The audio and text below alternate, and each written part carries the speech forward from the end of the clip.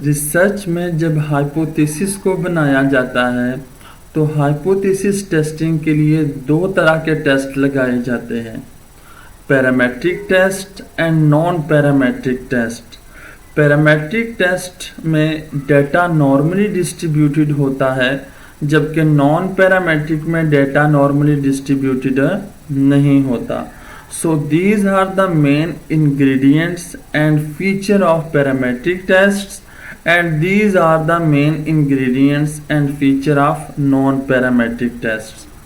Parametric test में हम different तरह के टेस्ट कंडक्ट करते हैं, जैसे कि Z test, T test, pair T test, unpair T test, F test, one way ANOVA, two way ANOVA and three way ANOVA।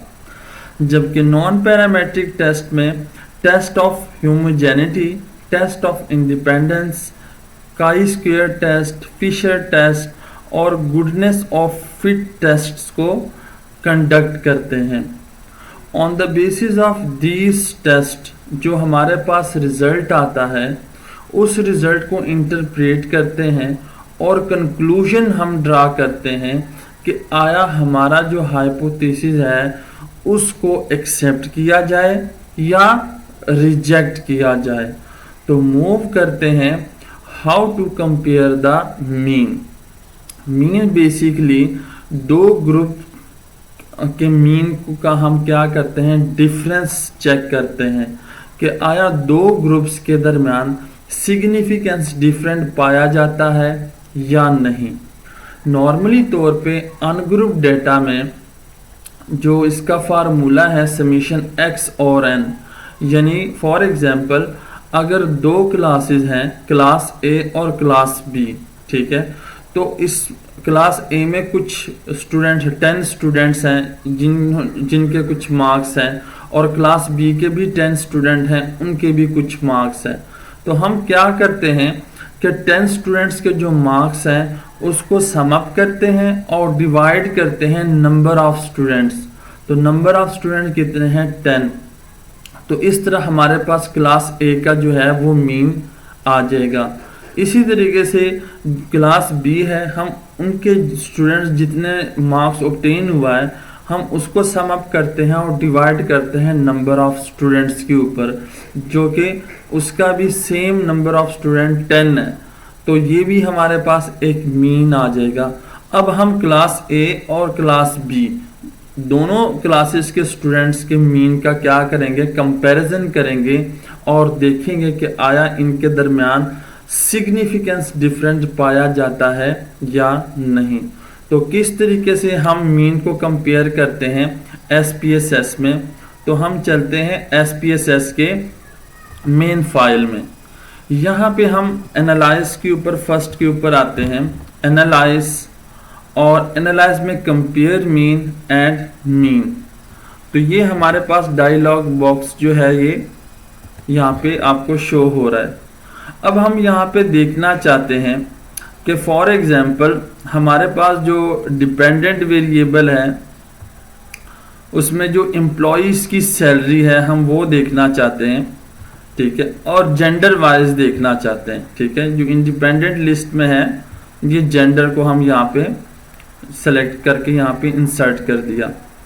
Options में यहाँ पे आप देख सकते हैं, अगर आपको इसमें से कोई भी ऑप्शन चाहिए, फॉर एग्जांपल मीडियन चाहिए, मिनिमम मैक्सिमम रेंज कोई भी चाहिए, तो आप यहाँ पे आसानी के साथ जो है उसको सेलेक्ट कर सकते हैं। फॉर एग्जांपल ये यहाँ पे सेल्स स्टैटिस्टिक में यहाँ पे मीन, नंबर ऑफ केसेस और standard deviation already by default मौजूद है।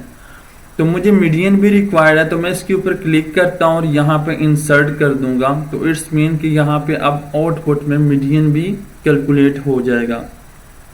सिंपली कंटिन्यू के ऊपर क्लिक करना है एंड ओके। तो यहाँ पे आप देख सकते हैं कि ये रिपोर्ट है, केस प्रोसेसिंग समरी है, ठीक है। टोटल नंबर्स हमारे पास जो हैं 50 नंबर्स एम्प्लॉयज़ हैं हमारे पास, और परसेंटेज जो है 98, और यहाँ पे टोटल में 100%। सो मेन हमारा ये वाला है, ठीक है, जहाँ पे हम कंपैरिजन देख सकते हैं। जेंडर में हमारे पास मेल और फीमेल है, ठीक है। मेल जो है उनका जो मीन है एवरेज वो है 27,388.89, ठीक है। इट्स मीन कि मेल का जो एवरेज है यानी सैलरी है वो ज़्यादा है फीमेल की निस्बत, ठीक है, क्योंकि फीमेल की जो सैलरी है एम्प्लॉयज़ की जो सैलरी हमने यहाँ पे चेक की उसमें फीमेल की कम है। यहाँ पे शो हो रहा है टोटल नंबर, ठीक है, या टोटल जो आइटम्स हैं, टोटल नंबर ऑफ एम्प्लॉयज़, तो मेल की 27 है और फीमेल 23 है, तो टोटल हमारे पास क्या है 50 आ गया, ठीक है। तो इस तरीके से जब हम कंपेयर करते हैं मीन का तो हमें पता चलता है कि दो ग्रुप्स के दरमियान सिग्निफिकेंस डिफरेंस है या नहीं। अगर आपको इसमें से कोई और चाहिए स्टैंडर्ड डेविएशन के अलावा स्क्यूनेस कर्टोसिस वगैरह, तो आप उसको भी ऐड करके यहाँ पे आउटपुट में जनरेट कर सकते हैं। वन सैंपल टी टेस्ट एक पैरामेट्रिक टेस्ट है और ये तब अप्लाई किया जाता है जब पैरामेट्रिक टेस्ट के तमाम अजम्पशंस को मीट कर रही हों। वन सैंपल टी टेस्ट जैसे कि नाम से ही जाहिर है वन सैंपल, यानी इसमें एक ही वेरिएबल होता है इंटरवल एंड रेशो लेवल का। इस टेस्ट में हम दो वैल्यूज का कंपैरिजन करते हैं। First one is sample mean value. Sample mean value क्या है कि सैंपल से जो हमने डेटा कलेक्ट किया यानी रिस्पोंडेंट से जो डेटा कलेक्ट किया उस तमाम वैल्यूज का हम मीन कैलकुलेट करते हैं और ये हमारे पास एक वैल्यू आती है। Second is population mean value. ये एक्सटर्नल सोर्स से हमारे पास डेटा होता है या हम इसको अज्यूम करते हैं, इसको हम टेस्टिंग वैल्यू भी कह देते हैं। तो हम करते क्या है कि जो एक वेरिएबल की जो वैल्यू है मीन उसका कंपैरिजन करते हैं पॉपुलेशन मीन वैल्यू या टेस्टिंग वैल्यू के साथ और देखते हैं कि आया दोनों मीन्स के दरमियान सिग्निफिकेंस डिफरेंस है या नहीं। फॉर एग्जाम्पल ऑर्गेनाइजेशन के एम्प्लॉय से हमने डेटा कलेक्ट किया सैलरी के मुतालिक और दूसरा जो हमारे पास एक्सटर्नल सोर्स से है कि पाकिस्तान में एवरेज जो लेबर है वेजेस है वो 32,000 है। तो हम देखना चाहते हैं कि जिन रिस्पोंडेंट से हमने डेटा कलेक्ट किया उनका मीन का कंपैरिजन करेंगे जो आउट सोर्स से हमारे पास डेटा है यानी 32,000 जो मीन है as per government instruction for example. तो देखते हैं क्या इनके दरमियान सिग्निफिकेंस डिफरेंस है या नहीं। तो हम इसके लिए पहले हाइपोथेसिस को बनाते हैं। तो हमारा अल्टरनेटिव हाइपोथेसिस क्या होगा कि there is a significance difference between the sample mean and the non population mean. और नल हाइपोथेसिस क्या होगा, there is no significance difference between the sample mean and the non population mean. अगर हमारा जो hypothesis है वो accept कब होगा, अगर दोनों की मीन के दरमियान सिग्निफिकेंस डिफरेंस है। इसका हमें कैसे पता चलेगा, इसका हम दो तरीकों से पता चल सकता है। एक पी वैल्यू से, अगर पी वैल्यू 0.05 से लेसर है तो इट्स मीन कि there is a significance difference between sample mean and non population mean. In this case हम हाइपोथेसिस को क्या करेंगे, एक्सेप्ट करेंगे। ये हमारा अल्टरनेटिव हाइपोथेसिस होगा, इसलिए हम इसको एक्सेप्ट करेंगे और रिजेक्ट करेंगे नल हाइपोथेसिस को। अगर P की वैल्यू 0.05 से अबव है तो इट्स मीन कि इनके दरमियान सिग्निफिकेंस डिफरेंस नहीं है, तो हम क्या करेंगे, अल्टरनेटिव हाइपोथेसिस को रिजेक्ट करेंगे और नल हाइपोथेसिस को एक्सेप्ट करेंगे। तो मूव करते हैं SPSS के मेन फाइल की तरफ कि हम किस तरीके से इसको कंडक्ट करते हैं। सो एनालाइज पे क्लिक करना है, compare mean and one sample t test. तो ये डायलॉग बॉक्स हमारे पास आ गया। यहाँ पे हम देखना चाहते हैं एम्प्लॉइज की सैलरी को, तो इंसर्ट कर दिया टेस्ट वेरिएबल में, और जो टेस्ट वैल्यूज है वो 32,000 है। ठीक है, तो यहाँ पे हमने टेस्ट वैल्यू 32,000 जो है वो लिख दी। तो इसको ओके कर देना है। तो यहाँ पे आप देख सकते हैं टेबल में कि वन सैंपल स्टैटिस्टिक, ठीक है, तो टोटल नंबर 50 है। मीन जो है यहाँ पे आपको शो हो रहा है, स्टैंडर्ड डेविएशन और स्टैंडर्ड एरर मीन है।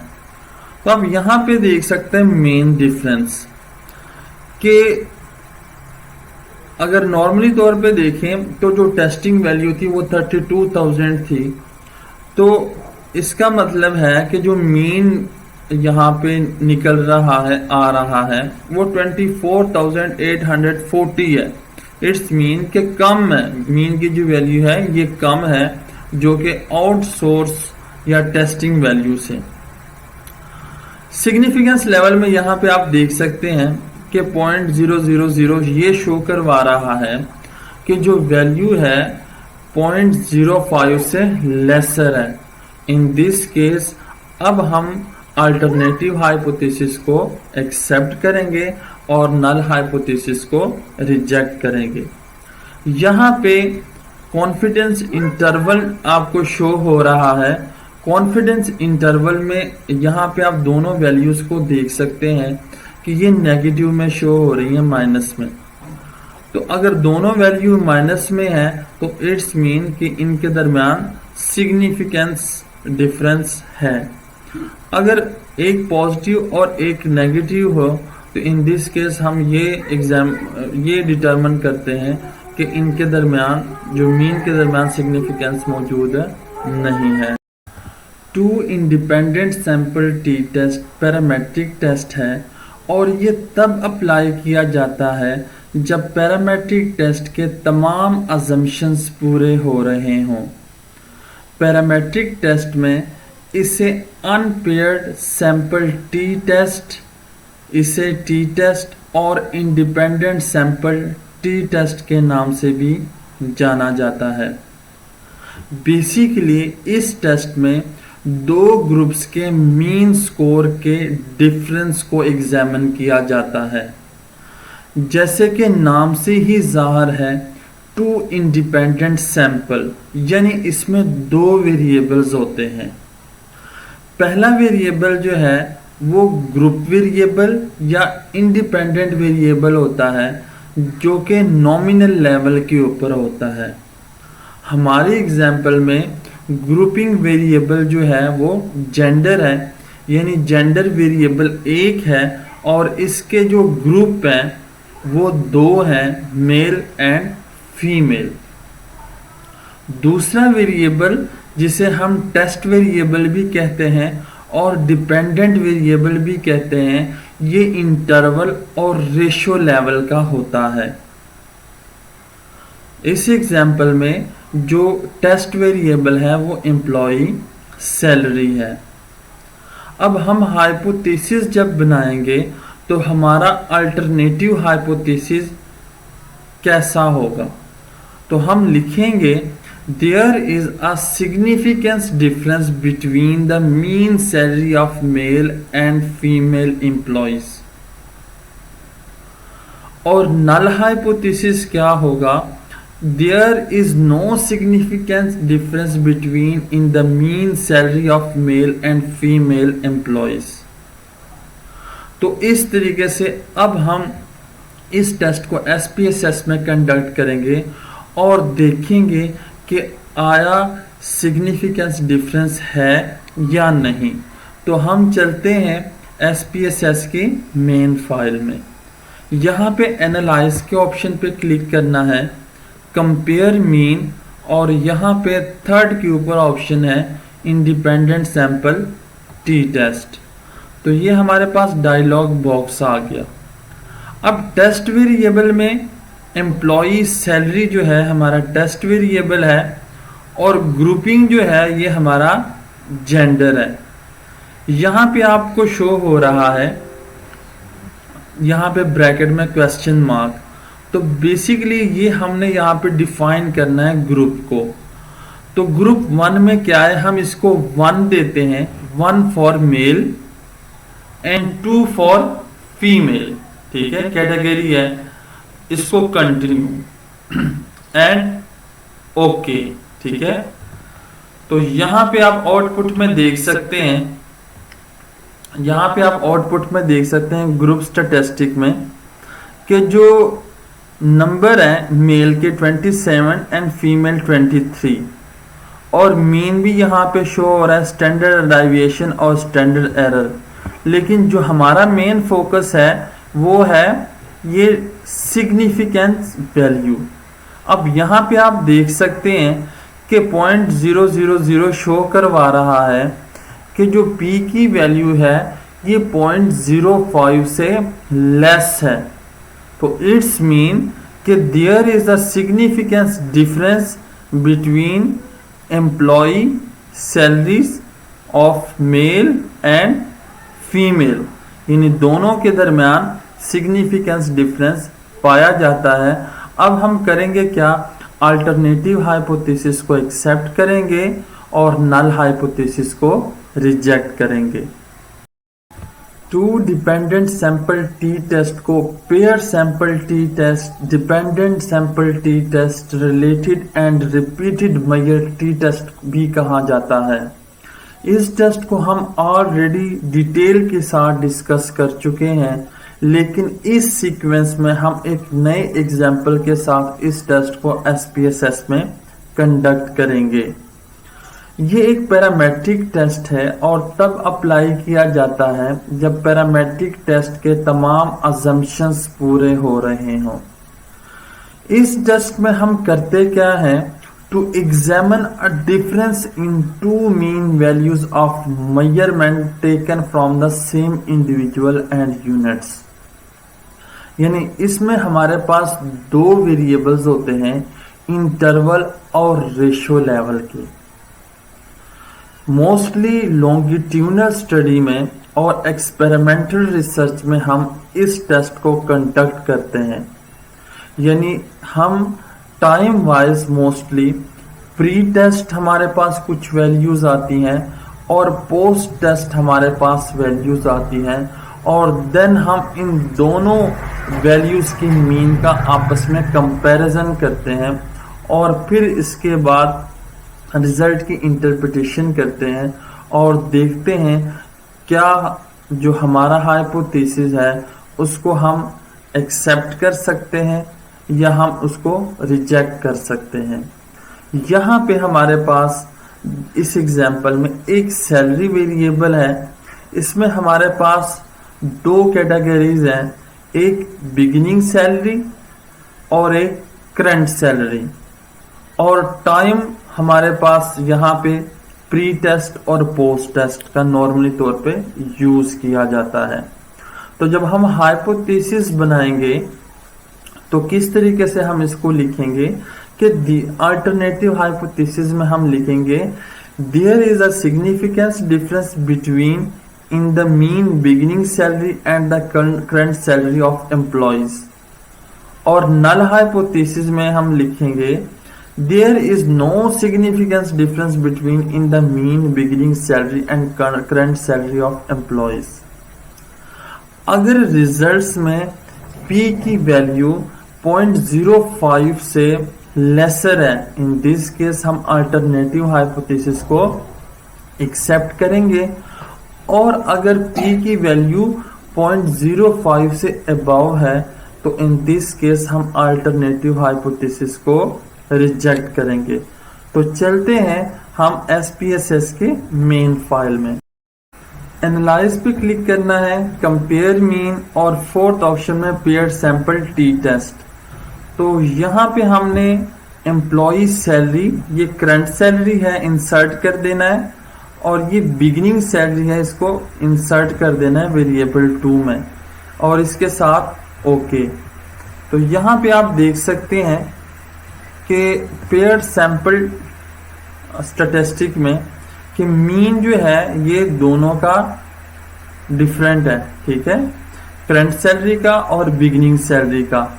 तो यहाँ पे आप देख सकते हैं इसकी सिग्निफिकेंस वैल्यू, तो ये 0.005 है। इट्स मीन के ये 0.05 से लेसर है। तो इन दिस केस हम करेंगे क्या, जो अल्टरनेटिव हाइपोथेसिस है उसको एक्सेप्ट करेंगे और नल हाइपोथेसिस को रिजेक्ट करेंगे।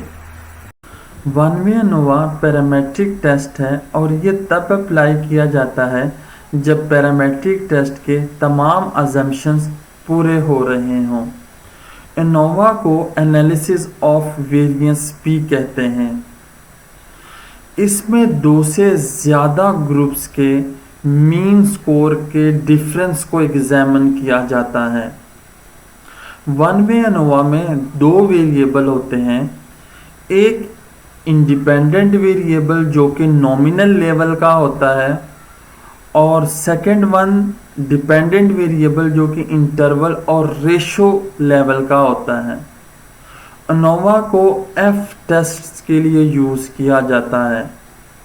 इस एग्जाम्पल में आप देख सकते हैं इंडिपेंडेंट वेरिएबल हमारे पास स्टूडेंट एजुकेशन है जो कि नॉमिनल लेवल का है, और सेविंग बिहेवियर जो है वो इंटरवल और रेशो लेवल का वेरिएबल है।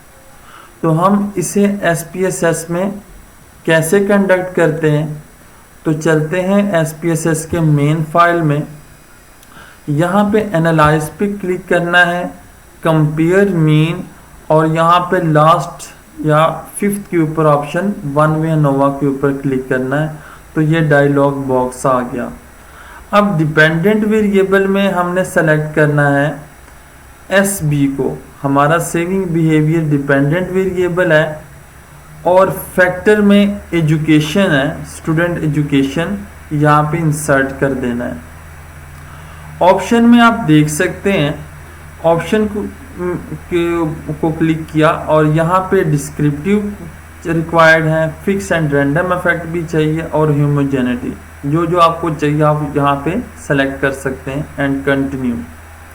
पोस्ट डॉक में हम सेलेक्ट करेंगे टर्की को यहाँ पे, एंड कंटिन्यू, और इसके साथ ओके।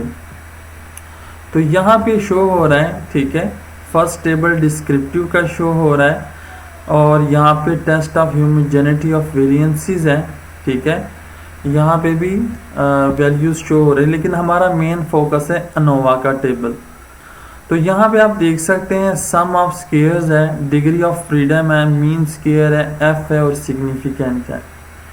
तो यहाँ पे जो वैल्यू है ये 0.150 है। इट्स मीन कि जो पी की वैल्यू है 0.05 इससे अबव है। तो हम ये कह सकते हैं कि इनके दरमियान सिग्निफिकेंस डिफरेंस नहीं पाया जाता, ठीक है। इन दिस केस हम अल्टरनेटिव हाइपोथेसिस को रिजेक्ट करेंगे। पैरामेट्रिक टेस्ट है और ये तब अप्लाई होता है जब पैरामेट्रिक टेस्ट के तमाम अजम्पशंस पूरे हो रहे हों। अनोवा में चुनांचे एक वेरिएबल होता है, इसलिए इसके सब कैटेगरीज में one way ANOVA, two way ANOVA and three way ANOVA आता है। वन वे एनोवा में एक इंडिपेंडेंट वेरिएबल होता है और डिस्कशन टॉपिक यानी टू वे एनोवा में दो इंडिपेंडेंट वेरिएबल होते हैं, जबकि थ्री वे एनोवा में तीन इंडिपेंडेंट वेरिएबल होते हैं। सो इसलिए हम इसको टू फैक्टर अनोवा भी कहते हैं। इसमें हम दो इंडिपेंडेंट वेरिएबल का एक इंडिपेंडेंट वेरिएबल पे इन्फ्लुएंस को एग्जामिन करते हैं। सो यहाँ पे आप एग्जाम्पल में देख सकते हैं कि दो वेरिएबल है हमारे पास इंडिपेंडेंट नॉमिनल लेवल के, जबकि एक हमारे पास डिपेंडेंट वेरिएबल है रेशो या इंटरवल लेवल का। तो स्टूडेंट एजुकेशन के भी डिफरेंट ग्रुप्स हैं, जैसे under graduate, graduate, post graduate and others, और स्टूडेंट अलाउंस के भी डिफरेंट ग्रुप्स हैं। तो हम क्या करना चाहते हैं, एग्जामिन करना चाहते हैं इन्फ्लुएंस का इन इंडिपेंडेंट वेरिएबल का डिपेंडेंट वेरिएबल पे। तो एसपीएसएस में किस तरह हम इस टेस्ट को कंडक्ट करते हैं, एनालाइज पे क्लिक करना है और टू वे अनोवा टेस्ट के लिए हमने general linear model and univariate के ऊपर क्लिक करना है। तो ये आपके पास डायलॉग बॉक्स आ गया। अब यहाँ पे हमने फर्स्ट डिपेंडेंट वेरिएबल को इंसर्ट करना है। एसबी डिपेंडेंट वेरिएबल है और फिक्स फैक्टर में हमारे पास एजुकेशन और एजुकेशन इंडिपेंडेंट वेरिएबल है और पर मंथ अलाउंस जो है इंडिपेंडेंट वेरिएबल है। प्लॉट्स में फर्स्ट प्लॉट्स के ऊपर क्लिक करना है और यहाँ पे हॉरिजॉन्टल एक्सिस के ऊपर एजुकेशन को इंसर्ट करना है और यहाँ पे ऐड, इस तरह पर मंथ अलाउंस को यहाँ पे इंसर्ट करना है एंड ऐड। अब इसके बाद हमने क्या करना है, इंटरेक्शन टर्म के लिए हॉरिजॉन्टल एक्सिस के ऊपर एजुकेशन और पर मंथ अलाउंस को सेपरेट लाइंस में इंसर्ट कर देना है एंड ऐड। तो ये हमारे पास इंटरेक्शन टर्म आ गई। इसके साथ कंटिन्यू। पोस्ट डॉग में यहाँ पे एजुकेशन को पोस्ट डॉग टेस्ट फॉर इस टेबल में इंसर्ट कर देना है और यहाँ पे भी पर मंथ अलाउंस को इंसर्ट कर देना है। टर्की के ऑप्शन को सिलेक्ट करना है एंड कंटिन्यू। ऑप्शंस के ऊपर क्लिक किया और यहाँ पे एजुकेशन, पर मंथ अलाउंस और इंटरेक्शन टर्म तीनों को हमने इंसर्ट करना है डिस्प्ले मीन्स फॉर में। कंपेयर मीन इफेक्ट को सिलेक्ट करना है और LSD को एज इट इज ही रहने देना है, कॉन्फिडेंस इंटरवल एडजस्टमेंट। अब डिस्प्ले में हमें रिक्वायर्ड है descriptive statistic, estimates of effect size और होमोजेनिटी टेस्ट्स, और इसके साथ continue and okay. So output में आप यहाँ पे देख सकते हैं यूनिवेरिएट एनालिसिस ऑफ वेरिएंस। यहाँ पे डिफरेंट टेबल्स शो हो रहे हैं, जैसे कि ये डिस्क्रिप्टिव का टेबल है, आप देख सकते हैं एजुकेशन है, इसके जो ग्रुप्स हैं इसमें, फिर पर मंथ अलाउंस, ये हमारे इंडिपेंडेंट वेरिएबल है, इनके मीन, स्टैंडर्ड डेविएशन और नंबर्स जो हैं वो शो हो रहे हैं। ठीक है, इसके बाद हमारा जो मेन फोकस है वो है test of between subject effects. तो आप यहाँ पे देख सकते हैं एजुकेशन, पर मंथ अलाउंस और ये इंटरेक्शन टर्म आप देख सकते हैं। इनकी जो वैल्यू है ये यहाँ पे आप देख सकते हैं 0.255 है, 0.744, 0.053। इट्स मीन कि पी की जो वैल्यू है 0.05 से अबव वैल्यूज हैं। इट्स मीन कि यहाँ पे सिग्निफिकेंस डिफरेंस नहीं पाया जाता। इस तरह आप और टेबल भी यहाँ पे एग्जामिन कर सकते हैं, जैसे कि एस्टिमेटेड मार्जिन मीन है एजुकेशन का, पर मंथ अलाउंस का। सो आप यहाँ पे देख सकते हैं, यहाँ पे पोस्ट डॉग का जो टेस्ट है इसमें आप कंपैरिजन कर सकते हैं। ठीक है, जो जो आपको टेबल रिक्वायर्ड है। ठीक है, तो आप देख सकते हैं यहाँ पे जो एजुकेशन है, ठीक है, फिर मीन डिफरेंस है, स्टैंडर्ड एरर है, सिग्निफिकेंस लेवल है, ठीक है, लोअर बाउंड्री है और अपर बाउंड्री है। ठीक है, इस तरह होमोजेनिटी सबसेट है यहाँ पे शो हो रहे हैं। ठीक है, तो डिफरेंट यहाँ पे होमोजेनिटी, यहाँ पे प्लॉट्स जो हैं वो यहाँ पे शो हो रहे हैं। ठीक है, तो आपको जो जो रिक्वायर्ड है वो इसमें से आप कॉपी पेस्ट करके वहाँ पे अपने रिसर्च आर्टिकल या थीसिस में वहाँ पे पुट कर सकते हैं। What is the main difference between ANOVA and MANOVA? वैसे तो काफ़ी डिफरेंट की पॉइंट्स हैं जिससे डिफ्रेंशिएट किया जा सकता है, लेकिन मैं मेन पॉइंट्स को डिस्कस करूँगा।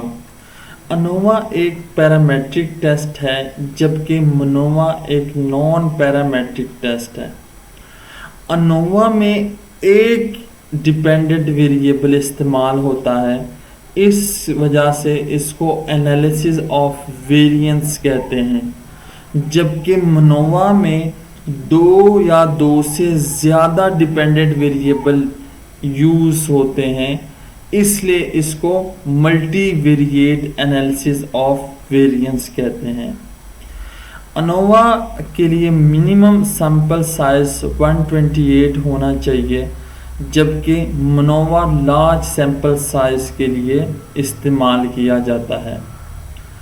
अनोवा में बेसिकली दो ग्रुप्स के मीन के डिफरेंस को एग्जामिन किया जाता है, जबकि मनोवा में इंडिपेंडेंट वेरिएबल को देखा जाता है कि इंडिपेंडेंट वेरिएबल का डिपेंडेंट वेरिएबल के ऊपर कितना सिग्निफिकेंट इफेक्ट है, और इंटरेक्शन टर्म को भी देखा जाता है। Used different models to find the difference in mean. ANOVA में डिफरेंट मॉडल्स यूज होते हैं, लेकिन मनोवा में कोई मॉडल यूज नहीं होता। अनोवा में एफ स्टैटिस्टिक्स के थ्रू रिजल्ट्स को टेस्ट किया जाता है, जबकि मनोवा में विक्स लैम्डा के थ्रू रिजल्ट्स को टेस्ट किया जाता है। अनोवा में सिंगल वेरिएबल होता है, और सिंगल वेरिएबल यानी डिपेंडेंट वेरिएबल और इंडिपेंडेंट वेरिएबल दोनों के रिलेशनशिप को एग्जामिन किया जाता है, जबकि मनोवा में हम वेरिएंस और कोवेरिएंस के प्रोसेसेस और उसके रिलेशनशिप को एग्जामिन करते हैं। So these are the main difference between ANOVA and MANOVA. One way MANOVA में एक ही इंडिपेंडेंट वेरिएबल होता है, जबकि डिपेंडेंट वेरिएबल दो या दो से ज़्यादा होते हैं। इस एग्जाम्पल में इंडिपेंडेंट वेरिएबल स्टूडेंट एजुकेशन है, और डिपेंडेंट वेरिएबल्स सेविंग बिहेवियर और इन्वेस्टमेंट डिसीजन है। तो SPSS में वन वे मनोवा के टेस्ट को कैसे कंडक्ट करते हैं? सो एनालाइज पे क्लिक करना है, और यहाँ पे general linear model and multivariate हम मनोवा के लिए यूज़ करते हैं। तो ये हमारे पास डायलॉग बॉक्स आ गया।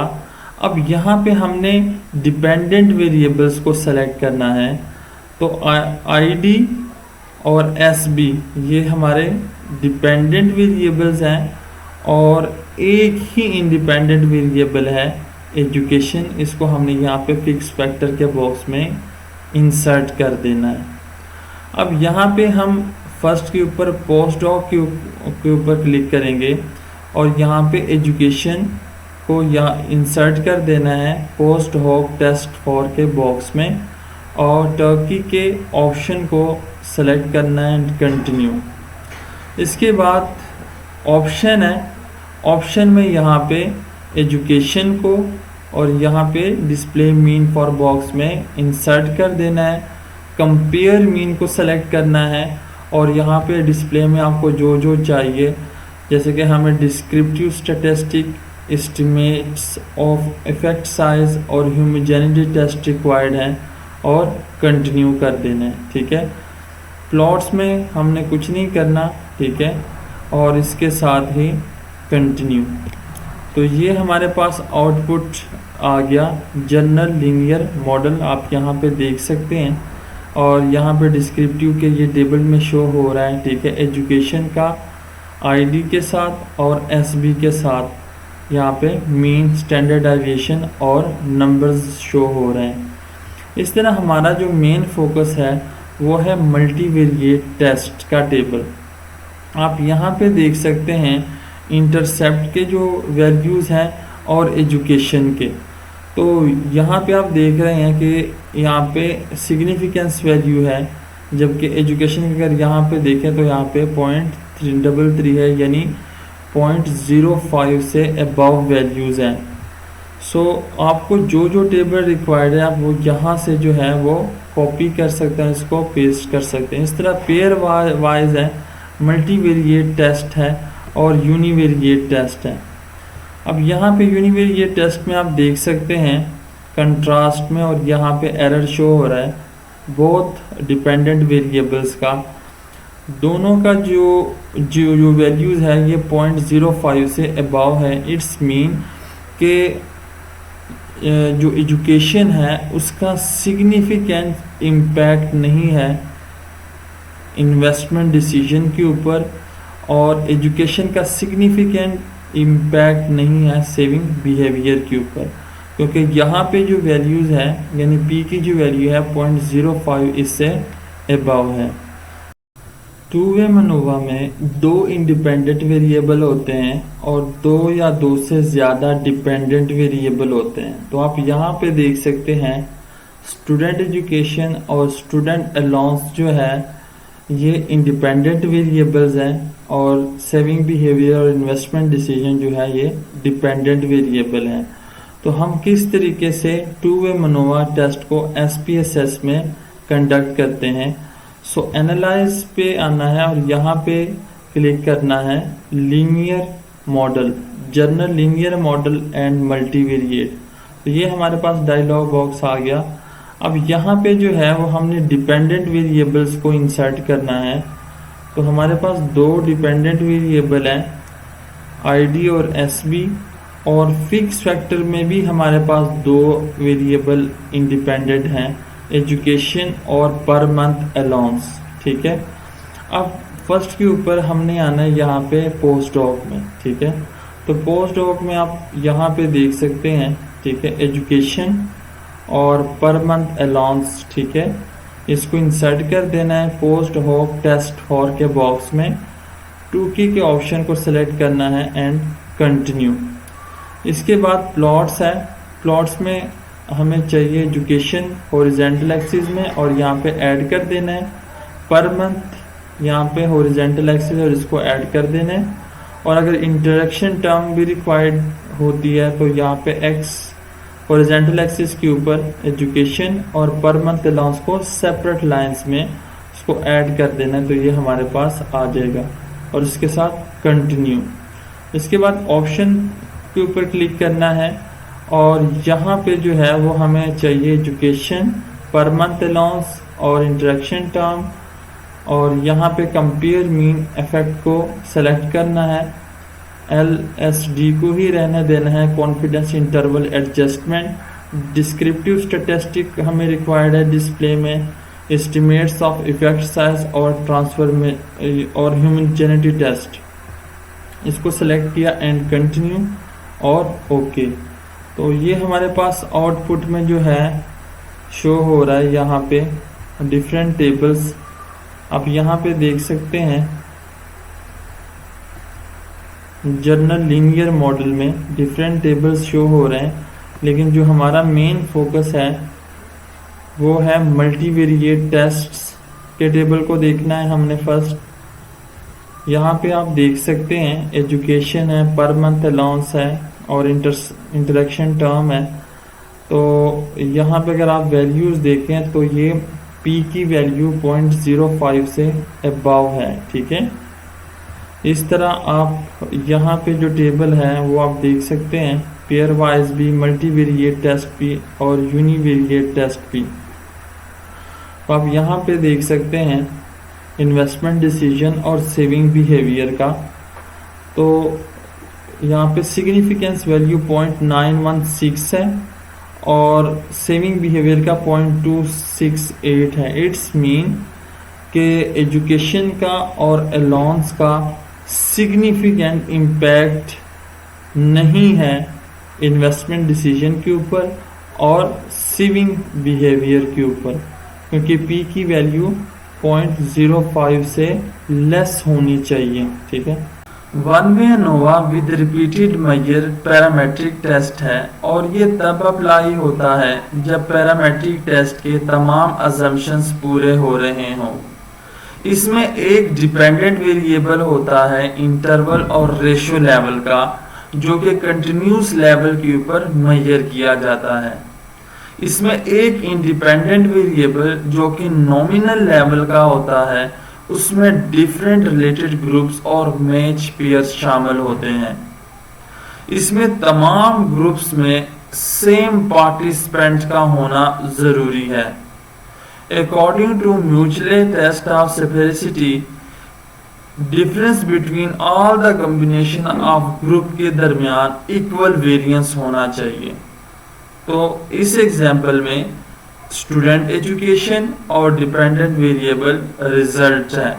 तो हम किस तरीके से इसको SPSS में कंडक्ट करते हैं।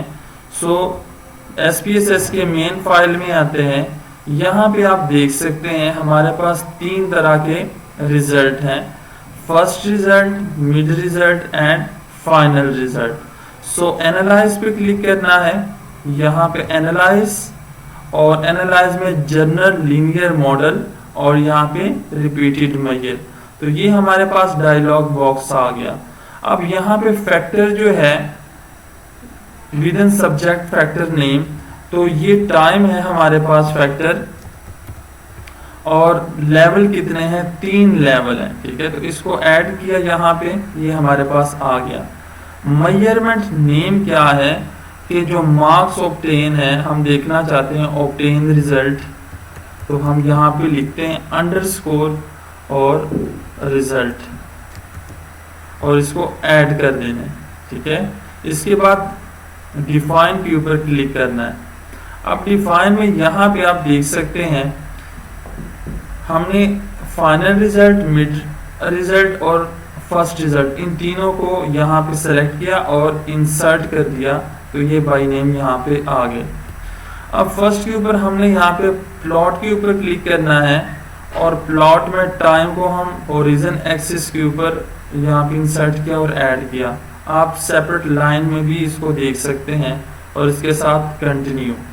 सेकेंड ऑप्शन के ऊपर क्लिक किया, और यहाँ पे टाइम जो है इसको डिस्प्ले मीन के बॉक्स में इंसर्ट किया। Compare mean effects, main effects, ठीक है। तो यहाँ पे हम बोन फ्रोनी यहाँ पे सेलेक्ट करेंगे, और डिस्प्ले में हमें रिक्वायर्ड है कि descriptive statistic, estimates of effect size, homogeneity और रेजिडुअल प्लॉट्स, ठीक है, और इसके साथ कंटिन्यू, ठीक है। इसके बाद सेव में देखते हैं, सेव में रेजिडुअल में हमें स्टूडेंट टाइल्स चाहिए, तो इसको सेलेक्ट किया। आपको कोई और चाहिए तो उसमें से सेलेक्ट कर सकते हैं, एंड कंटिन्यू, और इसके साथ ओके। तो यहाँ पे आउटपुट में आप देख सकते हैं हमारे पास जो 2 तरीके से हम टेबल को जो है वो यूज़ कर सकते हैं अपने रिसर्च पेपर या थीसिस के अंदर। अगर हम मल्टीवेरिएट एनालिसिस करते हैं, तो इन दिस केस हम करेंगे क्या, डिस्क्रिप्टिव स्टैटिस्टिक के टेबल को और मल्टीवेरिएट टेस्ट के टेबल को, और लास्ट के ऊपर ये जो हमारे पास टेबल है यानी ग्राफ है, ठीक है, यानी estimated marginal mean of obtain result, हम इन 3 टेबल्स को जो है वो वहाँ पे यूज करेंगे मल्टीवेरिएट एनालिसिस में, ठीक है। तो यहाँ पे आप देख सकते हैं डिस्क्रिप्टिव के स्टैटिस्टिक के टेबल में यहाँ पे मीन जो है वो फर्स्ट रिजल्ट, मिड और फाइनल का यहाँ पे शो हो रहा है, स्टैंडर्ड डेविएशन और टोटल नंबर्स भी शो हो रहे हैं। मल्टीवेरिएट टेस्ट में हमने विल्क्स लैम्डा की रिजल्ट्स को देखना है, यहाँ पे सिग्निफिकेंस शो हो रहा है, क्योंकि यहाँ पे हम म्यूचुअल सिंप्लिसिटी के अजम्पशंस को अप्लाई नहीं होता मल्टीवेरिएट टेस्ट के अंदर। अब हम मूव करते हैं यूनिवेरिएट टेस्ट में। तो यूनिवेरिएट टेस्ट में हमने पहले म्यूचुअल टेस्ट को देखना है के टेबल को। तो आप यहाँ पे देख सकते हैं जो वैल्यू है ये 0.214 है। इट्स मीन की P की वैल्यू 0.05 से अबव है। तो हम कह सकते हैं कि डिफरेंट पॉइंट्स के ऊपर इक्वल वेरिएंस है, ठीक है, डिफरेंट पॉइंट्स के ऊपर, यानी सिविलिसिटी की जो अजम्पशंस है वो वायलेट नहीं कर रही, ठीक है।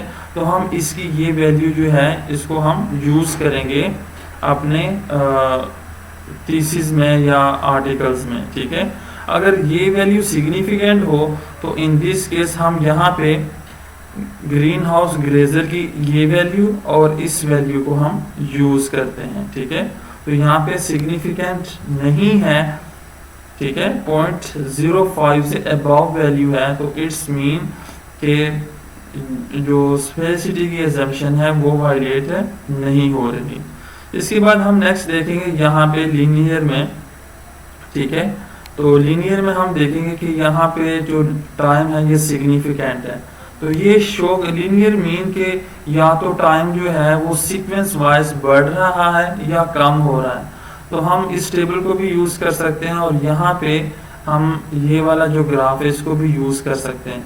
आप यहाँ पे देख सकते हैं कि टाइम वाइज जैसे जैसे फर्स्ट में अगर आप यहाँ पे देखें, ठीक है, तो ये 1 पॉइंट के ऊपर कम है और ये 2 पॉइंट के ऊपर जो है मतलब कि जो मिड का रिजल्ट है उसमें ज्यादा है और फाइनल में फिर हाईएस्ट मार्क्स हैं।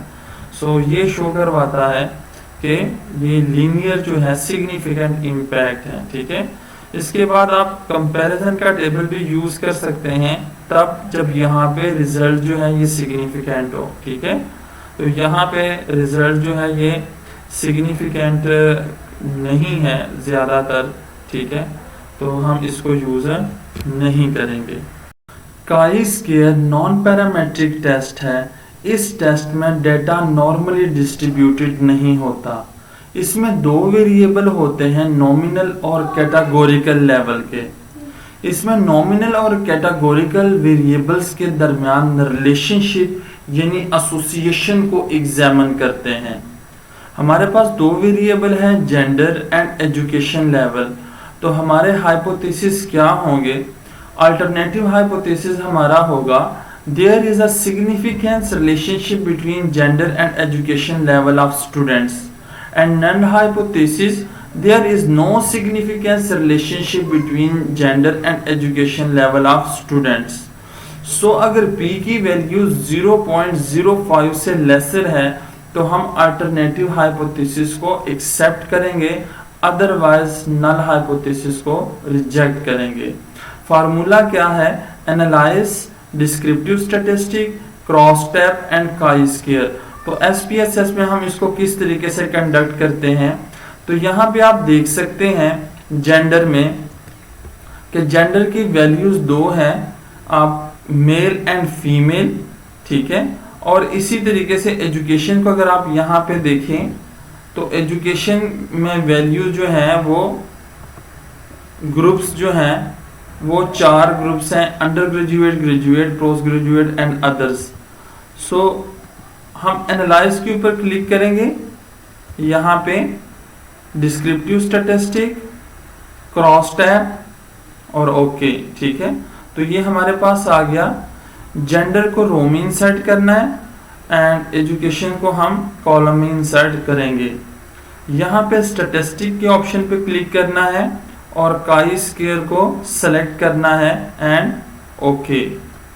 इसके बाद सेल है, तो सेल में हमें एक्सपेक्टेड वैल्यूज भी चाहिए, तो हम इसको सेलेक्ट करेंगे एंड कंटिन्यू और इसके साथ ओके। तो ये हमारे पास टेबल्स आ गए। केस प्रोसेसिंग समरी में हमारे पास टोटल नंबर ऑफ स्टूडेंट्स जो हैं वो 300 है, ठीक है, और परसेंटेज यहाँ पे 100% शो हो रही है। क्रॉस टेबुलेशन में यहाँ पे आप देख सकते हैं एजुकेशन के 4 ग्रुप्स हैं और यहाँ पे जेंडर के 2 ग्रुप्स हैं, ठीक है। तो यहाँ पे वैल्यूज दिए हैं, एक ऑब्जर्वेशन है, ठीक है, काउंट वैल्यूज है और एक एक्सपेक्टेड वैल्यू है। तो आप मेल में देख सकते हैं कि जो काउंट वैल्यूज है 137 है और ये 120 है, ठीक है। एक्सपेक्टेड काउंट जो की जो वैल्यूज है ये कम है, जबकि यहाँ पे एक्सपेक्टेड काउंट की वैल्यू ज़्यादा है। तो हम करते क्या है, हमारा जो मेन फोकस होता है वो है काई स्क्वायर के टेबल को, ठीक है। तो आप यहाँ पे देख सकते हैं कि पीयरसन काई स्क्वायर में यहाँ पे 0.000 की जो वैल्यू है ये शो करवाती है कि इनके दरमियान सिग्निफिकेंस रिलेशनशिप पाया जाता है, क्योंकि p की वैल्यू 0.05 से ये वैल्यू लेसर है। One sample Wilcoxon signed rank test non parametric test है। नॉन पैरामेट्रिक टेस्ट में डेटा नॉर्मली डिस्ट्रीब्यूटेड नहीं होता। Wilcoxon signed rank test parametric test one sample t test के अल्टरनेटिव है। इसमें एक वेरिएबल होता है ऑर्डिनल इंटरवल या रेशियो लेवल का। इसमें हम कंपैरिजन करते हैं सैंपल मीडियन वैल्यू का पॉपुलेशन मीडियन वैल्यू के साथ। सैंपल मीडियन वैल्यू वो वैल्यू होती है जो कि रिस्पोंडेंट से हमने डेटा कलेक्ट किया होता है और उस डेटा के बेस के ऊपर हमने मीडियन वैल्यू को कैलकुलेट किया होता है। जबकि पॉपुलेशन मीडियन वैल्यू हाइपोथेसाइज्ड वैल्यू होती है। तो हम दोनों वैल्यू का कंपैरिजन करते हैं और देखते हैं, एग्जामिन करते हैं कि आया इनके दरमियान सिग्निफिकेंस डिफरेंस है या नहीं। हमारा अल्टरनेटिव हाइपोथेसिस क्या होना चाहिए? There is a significance difference between the sample median and the hypothesised population median. और null hypothesis, there is no significant difference between the sample median and the hypothesized population median. अगर p की value 0.05 से lesser है तो हम alternative hypothesis को accept करेंगे और रिजेक्ट करेंगे नल हाइपोथेसिस को। और अगर p की वैल्यू 0.05 से अबव है तो हम अल्टरनेटिव हाइपोथेसिस को रिजेक्ट करेंगे और नल हाइपोथेसिस को एक्सेप्ट करेंगे। तो SPSS में हम किस तरीके से कंडक्ट करते हैं? ये हमारे पास सेम फाइल है, लेकिन इसमें कुछ जो डेटा है वो नॉर्मली डिस्ट्रीब्यूटेड नहीं है और आउटलायर्स भी इसमें पाए जाते हैं। तो इसलिए हम यहाँ पे नॉन पैरामेट्रिक टेस्ट को कंडक्ट करने जा रहे हैं। एनालाइज के ऊपर क्लिक करना है और एनालाइज में यहाँ पे नॉन पैरामेट्रिक टेस्ट, ये डिफरेंट टेस्ट है जो कि हम नॉन पैरामेट्रिक में यूज करते हैं। वन सैंपल के ऊपर क्लिक करना है तो ये हमारे पास डायलॉग बॉक्स आ जाएगा। यहाँ पे फील्ड्स के ऊपर क्लिक करना है तो आप यहाँ पे देख सकते हैं कि जो हमारे पास वेरिएबल है, 3 वेरिएबल है, तो हम सिर्फ एम्प्लॉय सैलरी को ही देखना चाहते हैं वन सैंपल में। तो इसको बाकी वेरिएबल को इस तरफ इंसर्ट कर देना, जिसको हमने एग्जामिन करना है मीडियन वैल्यू को, उसको टेस्ट फील्ड के टेबल में यहाँ पे रहने देना है। ठीक है, इसके बाद सेटिंग के ऊपर क्लिक करना है और सेटिंग में यहाँ पे कस्टमाइज टेस्ट के ऊपर क्लिक करना है। तो यहाँ पे आप देख सकते हैं compare median to hypothesised Wilcoxon signed rank test. तो इसकी को सेलेक्ट करना है और यहाँ पे हाइपोथेसाइज्ड मीडियन की वैल्यू देनी है जो कि फॉर एग्जांपल 30,000 है और इसके साथ ही रन कर देना है। तो यहाँ पे आप आउटपुट में देख सकते हैं नॉन पैरामेट्रिक टेस्ट में कि जो सिग्निफिकेंस वैल्यू है 0.000, ठीक है, और डिसीजन क्या है? Reject the null hypothesis. The median of employee salaries are equals 30,000. रिजेक्ट क्यों किया है नल हाइपोथेसिस को? क्योंकि जो P की वैल्यू है 0.05, ये वैल्यू उससे लेसर है। तो हम अल्टरनेटिव हाइपोथेसिस को एक्सेप्ट करेंगे और नल हाइपोथेसिस को रिजेक्ट करेंगे। आप इस टेबल के ऊपर जब डबल क्लिक करेंगे तो यहाँ पे एक और टेबल यहाँ पे शो होगा, ग्राफ शो होगा। यहाँ पे आप देख सकते हैं कि जो हाइपोथेटिकल मीडियन है वो 30,000 है और ऑब्जर्व्ड मीडियन जो है वो 25,000 है। ठीक है, इसका मतलब है कि यहाँ पे और ग्राफ में भी शो हो रहा है फ्रीक्वेंसी और एम्प्लॉय सैलरी। इसका मतलब है कि यहाँ पे सिग्निफिकेंस डिफरेंस पाया जाता है और यहाँ पे भी जो वैल्यू है वो शो हो रही है। तो इस तरीके से आप one sample Wilcoxon signed rank test के थ्रू अपने हाइपोथेसिस को एक्सेप्ट या रिजेक्ट कर सकते हैं, यानी आप उसका रिजल्ट देख सकते हैं। Mann Whitney U test non parametric test है और ये तब अप्लाई होता है जब पैरामेट्रिक टेस्ट के तमाम अजम्पशंस मीट ना हो रहे हों, यानी डाटा नॉर्मली डिस्ट्रीब्यूटेड नहीं है, डिफरेंस आउटलायर्स डाटा में पाए जाते हों या इनकम्प्लीट इंफॉर्मेशन अबाउट पॉपुलेशन हो। In this case we conduct Mann Whitney U test in SPSS। Mann Whitney U test parametric test unpaired sample t test का alternative है। सो इसमें दो वेरिएबल होते हैं, इंडिपेंडेंट वेरिएबल जिसे हम ग्रुपिंग वेरिएबल भी कहते हैं, ये नॉमिनल लेवल का होता है। For example mail and female, gender में दो ग्रुप हैं, मेल एंड फीमेल। इस तरह डिपेंडेंट वेरिएबल जो कि ऑर्डिनल इंटरवल या रेशियो लेवल का होता है, for example employee salary. So interpretation कैसे करेंगे, अगर P की वैल्यू 0.05 से लेसर है तो अल्टरनेटिव हाइपोथेसिस को एक्सेप्ट करेंगे और नल हाइपोथेसिस को रिजेक्ट करेंगे। अगर P की वैल्यू 0.05 से अबव है, इन दिस केस हम अल्टरनेटिव हाइपोथेसिस को रिजेक्ट करेंगे और नल हाइपोथेसिस को एक्सेप्ट करेंगे। दो तरीकों से आप मैन विटनी यू टेस्ट के रिजल्ट को SPSS में जनरेट कर सकते हैं। फर्स्ट वन इज एनालाइज के ऊपर क्लिक करना है और एनालाइज में non parametric test and independent sample, यहाँ पे इसके ऊपर जैसे ही क्लिक किया तो ये डायलॉग बॉक्स आ गया। अब यहाँ पे फील्ड्स के ऊपर क्लिक करना है और टेस्ट फील्ड्स के बॉक्स में हमने एम्प्लॉय सैलरी के वेरिएबल को इंसर्ट किया और ग्रुप के बॉक्स में जेंडर के वेरिएबल को इंसर्ट करना है। इसके बाद सेटिंग के ऑप्शन के ऊपर क्लिक करना है और यहाँ पे कस्टमाइज टेस्ट्स के ऊपर को सेलेक्ट करना है। यहाँ पे मैन विटनी यू टेस्ट को सेलेक्ट करना है एंड रन। तो ये हमारे पास आउटपुट में टेबल शो हो रहा है कि जो सिग्निफिकेंस वैल्यू है ये 0.001 है। इट्स मीन कि P की वैल्यू 0.05 से ये वैल्यू लेसर है।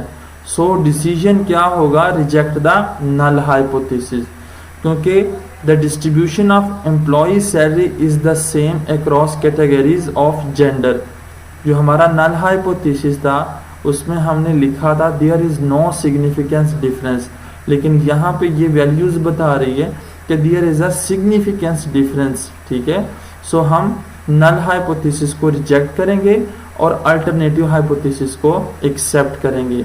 जब आप इस टेबल के ऊपर डबल क्लिक करेंगे तो यहाँ पे आपको एक और मॉडल शो होगा जिसमें डिटेल के साथ बताया होगा ग्राफिकल वे से कि किस तरीके से हम दोनों यानी मेल और फीमेल को देख सकते हैं।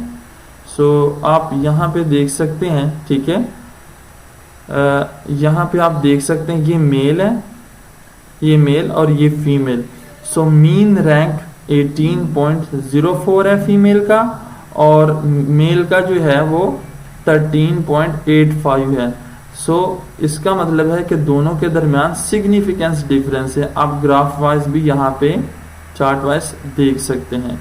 सो यहाँ पे आप देख सकते हैं जो स्टैटिस्टिक्स की वैल्यू है और यहाँ पे आप सिग्निफिकेंस वैल्यू 0.001 है। ठीक है, सो यहाँ पे आप इस तरीके से जो है वो अपने हाइपोथेसिस को इस टेबल्स के थ्रू देख सकते हैं कि हम एक्सेप्ट करेंगे या रिजेक्ट करेंगे। सो द सेकंड वे मैं आपको बताता चलूँ कि सेकंड वे क्या है। एनालाइज के ऊपर क्लिक करना है और यहाँ पे नॉन पैरामेट्रिक टेस्ट और यहाँ पे लेगेसी डायलॉग और इसके बाद 2 इंडिपेंडेंट सैंपल। ठीक है, तो 2 इंडिपेंडेंट सैंपल के ऊपर जैसे ही क्लिक किया तो ये हमारे पास डायलॉग बॉक्स आ गया। अब यहाँ पे जो टेस्ट वेरिएबल लिस्ट में है एम्प्लॉय सैलरी को इंसर्ट कर देना है और ग्रुपिंग में जेंडर को हम यहाँ पे इंसर्ट कर दिया। यहाँ पे क्वेश्चन मार्क है तो डिफाइन ग्रुप में क्या है, 1 for male and 2 for female. ठीक है, ऑप्शन में हम डिस्क्रिप्टिव को यहाँ पे सेलेक्ट करेंगे। Continue Mann Whitney U test जो है बाय डिफॉल्ट जो है वो चेक्ड है। ठीक है, सो ओके। सो आप यहाँ पे देख सकते हैं ये इसके वैल्यूज, यहाँ पे डिस्क्रिप्टिव का टेबल है, टोटल जो एम्प्लॉयज़ हैं, मीन है, स्टैंडर्ड डेविएशन, मिनिमम, मैक्सिमम। ठीक है, इस तरह एम्प्लॉय सैलरी का है जेंडर वाइज मेल और फीमेल। ठीक है, कि मेल 27 है, फीमेल 23 है और ये मीन रैंक है, ठीक है। यहाँ पे जो है आप देख सकते हैं जो सिग्निफिकेंस वैल्यू है वो 0.001 है, ठीक है। इसका मतलब है कि हम अल्टरनेटिव हाइपोथेसिस को एक्सेप्ट करेंगे और ये वो वैल्यू है जो कि आपको यहाँ पे भी शो हो रही है, ठीक है, ये सिग्निफिकेंस वैल्यू। तो हम बोथ वे से मैन विटनी यू टेस्ट के रिजल्ट्स को और टेबल को जनरेट कर सकते हैं SPSS में। Wilcoxon matched pair test non parametric test है। ये test parametric test paired sample t test का अल्टरनेटिव है। इसमें दो वेरिएबल होते हैं, इंटरवल, रेशो या ऑर्डिनल लेवल के। इसमें डिपेंडेंट वेरिएबल के डिफरेंट ग्रुप्स में सेम पार्टिसिपेंट, इंडिविजुअल्स या यूनिट होते हैं। नॉर्मली तौर पे एक्सपेरिमेंटल रिसर्च में इसको यूज़ किया जाता है और इसमें टाइम वाइज रिस्पॉन्सेस के दरमियान डिफरेंस को देखा जाता है। फॉर एग्जांपल हमारे पास सैलरी वेरिएबल है और इसमें दो ग्रुप्स हैं, करंट सैलरी और बिगिनिंग सैलरी। हम दोनों के दरमियान डिफरेंस को देखना चाहते हैं टाइम वाइज।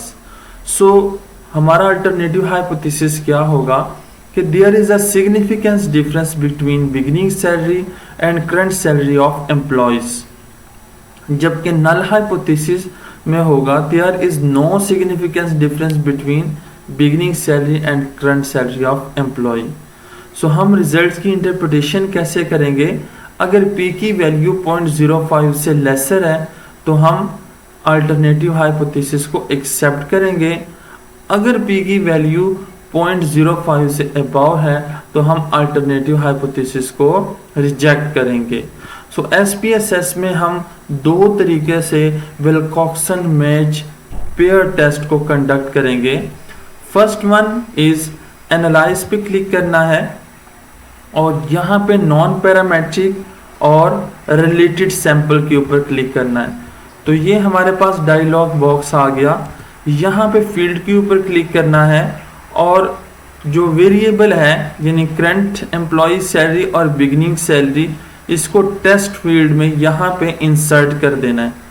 इसके बाद सेटिंग के ऑप्शन पे क्लिक करना है और यहाँ पे कस्टमाइज टेस्ट इसको सेलेक्ट करना है और यहाँ पे विल्कॉक्सन मैच्ड पेयर साइंड रैंक इसको सेलेक्ट करना है और इसके साथ ही रन। तो यहाँ पे आप आउटपुट में देख सकते हैं कि सिग्निफिकेंस की जो वैल्यू है ये 0.000 है, ठीक है। तो डिसीजन क्या है? Reject the null hypothesis. यहाँ पे डिटेल में बता रहा है the median of difference between employee salary and basic salary या बिगिनिंग सैलरी इक्वल 0। सो चुनांचे यहाँ पे P वैल्यू 0.05 से लेसर है, इसलिए हम अल्टरनेटिव हाइपोथेसिस को एक्सेप्ट करेंगे और नल हाइपोथेसिस को रिजेक्ट करेंगे। जब यहाँ पे हम दो दफ़ा डबल क्लिक करेंगे यहाँ पे तो ये हमारे पास मॉडल यानी ग्राफ शो होगा। यहाँ पे आप देख सकते हैं, ठीक है, यहाँ पे आप देख सकते हैं related sample Wilcoxon signed rank test का, ठीक है। और यहाँ पे आपको पॉजिटिव डिफरेंसेस भी हैं, ठीक है, और नेगेटिव डिफरेंसेस हैं। नंबर ऑफ टीयर्स, टोटल कितने टीयर्स हैं, टोटल नंबर, और यहाँ पे वैल्यूज़ आपको शो हो रही है। तो इस तरीके से ये हमारा फर्स्ट है। सेकंड में हम किस तरीके से इस टेस्ट को कंडक्ट कर सकते हैं? एनालाइज पे क्लिक करना है, नॉन पैरामेट्रिक, और यहाँ पे लेगेसी डायलॉग, और यहाँ पे आप देख सकते हैं रिलेटेड सैंपल, ठीक है। सो इसके ऊपर क्लिक किया तो ये हमारे पास जो है ये डायलॉग बॉक्स आ गया। अब यहाँ पे हमने क्या करना है? पेयर है। फर्स्ट वेरिएबल हमारे पास बिगिनिंग सैलरी, हमने पेयर बनाना है, डिफरेंस देखना चाहते हैं, और करंट सैलरी इनके दरमियान। विल्कॉक्सन ऑलरेडी बाय डिफ़ॉल्ट चेक्ड है, ठीक है। ऑप्शन के ऊपर क्लिक करना है और डिस्क्रिप्टिव को यहाँ पे जो है सेलेक्ट करना है एंड कंटिन्यू एंड ओके। तो यहाँ पे आप देख सकते हैं, ठीक है, डिस्क्रिप्टिव का टेबल है, इसके बाद विल्कॉक्सन साइंड रैंक टेस्ट का टेबल है, ठीक है। यहाँ पे शो हो रहा है मीन के रैंक्स को, ठीक है। कि एम्प्लॉय की जो करंट सैलरी है उसके मीन रैंक 27.75 है और जो बिगिनिंग सैलरी है 17.41 है। ठीक है, इसलिए अब यहाँ पे जो सिग्निफिकेंस है 0.000, इट्स मीन के पी की वैल्यू 0.05 से लेसर है, इसलिए हम अल्टरनेटिव हाइपोथेसिस को एक्सेप्ट करेंगे और नल हाइपोथेसिस को रिजेक्ट करेंगे। Kruskal Wallis test non parametric test है। ये test parametric test one way ANOVA का अल्टरनेटिव है। इसमें दो वेरिएबल होते हैं, इंडिपेंडेंट वेरिएबल जिसे ग्रुपिंग वेरिएबल भी कहते हैं, ये नॉमिनल लेवल का होता है, जबकि डिपेंडेंट वेरिएबल ऑर्डिनल इंटरवल या रेशो लेवल का होता है। इसमें इंडिपेंडेंट वेरिएबल में डिफरेंट ग्रुप के दरमियान डिफरेंस को एग्जामिन किया जाता है। फॉर एग्जाम्पल, हमारे पास इंडिपेंडेंट वेरिएबल स्टूडेंट एजुकेशन है और डिपेंडेंट वेरिएबल सेविंग बिहेवियर है। तो हम SPSS में इस टेस्ट को कैसे कंडक्ट करते हैं?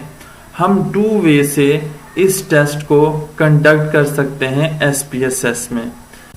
सो एनालाइज पे क्लिक करना है और यहाँ पे नॉन पैरामेट्रिक टेस्ट और इंडिपेंडेंट सैंपल, इसको post hoc Kruskal Wallis test भी कहते हैं। तो यहाँ पे ये हमारे पास डायलॉग बॉक्स आ गया।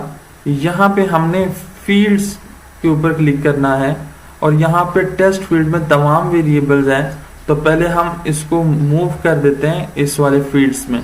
अब यहाँ पे टेस्ट फील्ड में हमने जस्ट जो डिपेंडेंट वेरिएबल है उसको सेलेक्ट करना है। तो dependent variable SB saving behaviour है, ये यहाँ पे इंसर्ट हो गया। अब ग्रुपिंग वेरिएबल हमारे पास एजुकेशन है, तो एजुकेशन को हम यहाँ पे इंसर्ट कर देंगे ग्रुप्स में। ठीक है, इसके बाद सेटिंग के ऑप्शन के ऊपर क्लिक करना है यहाँ पे और यहाँ पे कस्टमाइज टेस्ट को सेलेक्ट करना है और आप यहाँ पे देख सकते हैं Kruskal Wallace one way ANOVA के सैंपल्स, तो इसको सेलेक्ट करना है और हम यहाँ पे ऑल पेयर वाइज को ही रखेंगे बाय डिफॉल्ट और इसके साथ रन। तो ये आप यहाँ पे आउटपुट में देख सकते हैं कि जो सिग्निफिकेंस वैल्यू है ये 0.155 है। इट्स मीन कि P की वैल्यू 0.05 से ये वैल्यू ज्यादा है, इसलिए हम नल हाइपोथेसिस को एक्सेप्ट करेंगे, रिटेन करेंगे और अल्टरनेटिव हाइपोथेसिस को रिजेक्ट करेंगे। सो अगर आप इसके ऊपर डबल क्लिक करें तो ये यहाँ पे हमारे पास मॉडल शो हो रहा है। ठीक है, और आप यहाँ पे देख सकते हैं। ठीक है, under graduation, graduate, post graduate and others. ठीक है, हमारे पास 4 ग्रुप्स हैं एजुकेशन में और यहाँ पे आप सिग्निफिकेंस वैल्यू को भी देख सकते हैं। सो सेकेंड वे एनालाइज पे जाना है यहाँ पे और यहाँ पे नॉन पैरामेट्रिक टेस्ट और नॉन पैरामेट्रिक टेस्ट के बाद लेगेसी डायलॉग और यहाँ पे के इंडिपेंडेंट सैंपल। ठीक है, सो इसके ऊपर डबल क्लिक किया तो ये हमारे पास डायलॉग बॉक्स आ गया। अब ग्रुपिंग वेरिएबल में एजुकेशन को इंसर्ट करना है और जो टेस्ट वेरिएबल लिस्ट है उसमें सेविंग बिहेवियर को हम इंसर्ट करेंगे। ये हो गया। यहाँ पे ऑप्शन में डिस्क्रिप्टिव स्टैटिस्टिक्स को हम सेलेक्ट करेंगे, हमें चाहिए उसका टेबल, और क्रुस्कल वेलेस H टेस्ट जो कि बाय डिफॉल्ट यहाँ पे चेक्ड है। यहाँ पे आप ग्रुपिंग वेरिएबल में देख सकते हैं यहाँ पे क्वेश्चन मार्क है। ठीक है, तो हम इसका रेंज डिफाइन करेंगे। हमारे पास जो मिनिमम रेंज है 1 से 1 है और मैक्सिमम 4 है, यानी मिनिमम से मुराद के जो फर्स्ट ग्रुप है अंडर ग्रेजुएट, फिर ग्रेजुएट, फिर पोस्ट ग्रेजुएट एंड फोर्थ के ऊपर अदर्स। सो ये हमने रेंज यहाँ पे जो है वो लिख दिया है। ठीक है, मिनिमम एंड मैक्सिमम की वैल्यू यहाँ पे पुट की, कंटिन्यू और इसके साथ ओके। ठीक है, तो यहाँ पे आप देख सकते हैं। ठीक है, ये डिस्क्रिप्टिव का टेबल है। टोटल जो स्टूडेंट्स हैं यहाँ पे मीन है, स्टैंडर्ड डेविएशन, मिनिमम, मैक्सिमम है और यहाँ पे रैंक्स है। ठीक है, सो अंडर ग्रेजुएट का जो मीन रैंक्स है इस तरह ग्रेजुएशन और पोस्ट ग्रेजुएशन का है, फिर इसके बाद अदर्स का है। ठीक है, तो हमारा जो मेन फोकस है ये सिग्निफिकेंट वैल्यू है। यहाँ पे भी आप देख सकते हैं 0.155 है। इट्स मीन के नल हाइपोथेसिस को हम एक्सेप्ट करेंगे और अल्टरनेटिव हाइपोथेसिस को रिजेक्ट करेंगे, और ये सेम वही वैल्यू है जो हमने पोस्ट हॉक टेस्ट के थ्रू कैलकुलेट की है। Now we move toward Friedman test. Friedman test non parametric test है और ये तब अप्लाई होता है जब पैरामेट्रिक टेस्ट की तमाम अजम्पशंस अचीव ना हो रहे हों, यानी अगर डेटा नॉर्मल डिस्ट्रीब्यूटेड नहीं है या उसमें डिफरेंट आउटलायर्स पाए जाते हैं या इनकम्प्लीट इंफॉर्मेशन अबाउट पॉपुलेशन है, तो इस केस में हम फिर फ्रेडमैन टेस्ट को अप्लाई करते हैं। ये test parametric test one way ANOVA with repeated measure का अल्टरनेटिव है। इसमें दो वेरिएबल होते हैं, डिपेंडेंट वेरिएबल जिसको कंटिन्यूस लेवल के ऊपर मेजर किया जाता है, जबकि इंडिपेंडेंट वेरिएबल नॉमिनल लेवल का होता है। इस टेस्ट में तमाम ग्रुप्स में पार्टिसिपेंट्स, यूनिट्स या इंडिविजुअल सेम होते हैं। फॉर एग्जाम्पल, हमारे पास इंडिपेंडेंट वेरिएबल स्टूडेंट एजुकेशन है और डिपेंडेंट वेरिएबल रिजल्ट्स है। तो हम इस टेस्ट को SPSS में कैसे कंडक्ट करते हैं? सो एनालाइज के ऊपर क्लिक करना है और यहाँ पे नॉन पैरामेट्रिक और नॉन पैरामेट्रिक में लेगेसी डायलॉग और यहाँ पे के रिलेटेड सैंपल, तो के रिलेटेड सैंपल्स के ऊपर डबल क्लिक किया तो ये हमारे पास डायलॉग बॉक्स आ गया। अब यहाँ पे हमने in first result, second, mid result और फाइनल रिजल्ट इसको टेस्ट वेरिएबल में के बॉक्स में इंसर्ट किया। स्टैटिस्टिक में डिस्क्रिप्टिव का टेबल हमें रिक्वायर्ड है, तो कंटिन्यू सेलेक्ट किया, कंटिन्यू, और फ्रेडमेंट बाय डिफॉल्ट यहाँ पे ऑलरेडी चेक्ड है और इसके साथ ओके। तो आप यहाँ पे आउटपुट में देख सकते हैं डिस्क्रिप्टिव के टेबल में कि टोटल नंबर ऑफ स्टूडेंट 25 है, मीन है, स्टैंडर्ड डेविएशन मिनिमम और मैक्सिमम है। इस तरह आप यहाँ पे रैंक्स भी देख सकते हैं कि फर्स्ट रिजल्ट्स का 1.44 मीन रैंक है, इस तरह मिड रिजल्ट का 1.88 और फाइनल रिजल्ट्स का। ठीक है, और यहाँ पे हम सिग्निफिकेंस वैल्यू भी दे सकते हैं जो 0.00 है। तो इट्स मीन कि P की जो वैल्यू है 0.05 से ये वाली वैल्यू लेसर है। तो in this case we accept the alternative hypothesis and reject the null hypothesis. Linear और मल्टी रिग्रेशन एनालिसिस से पहले आज आप प्रोसेस माइक्रो को डाउनलोड और इंस्टॉल करना सीखेंगे। उसकी वजह यह है कि जब हम SPSS में मीडिएशन या मॉडरेशन एनालिसिस करते हैं तो उसके लिए हमें एक सेपरेट सॉफ्टवेयर प्रोसेस माइक्रो को इंस्टॉल करना पड़ता है SPSS में। अगर आप यहाँ पे देखें एनालाइज में और रिग्रेशन, तो यहाँ पे प्रोसेस माइक्रो का ऑप्शन शो नहीं हो रहा। उसकी वजह ये है क्योंकि अभी तक हमने प्रोसेस माइक्रो को डाउनलोड और इंस्टॉल नहीं किया। तो हम चलते हैं फर्स्ट गूगल में। गूगल में यहाँ पे हम लिखेंगे प्रोसेस माइक्रो और इंटर। ठीक है, तो यहाँ पे आप देख सकते हैं फर्स्ट वेबसाइट शो हो रही है processmicro.org। ठीक है, तो इसके ऊपर डबल क्लिक करना है।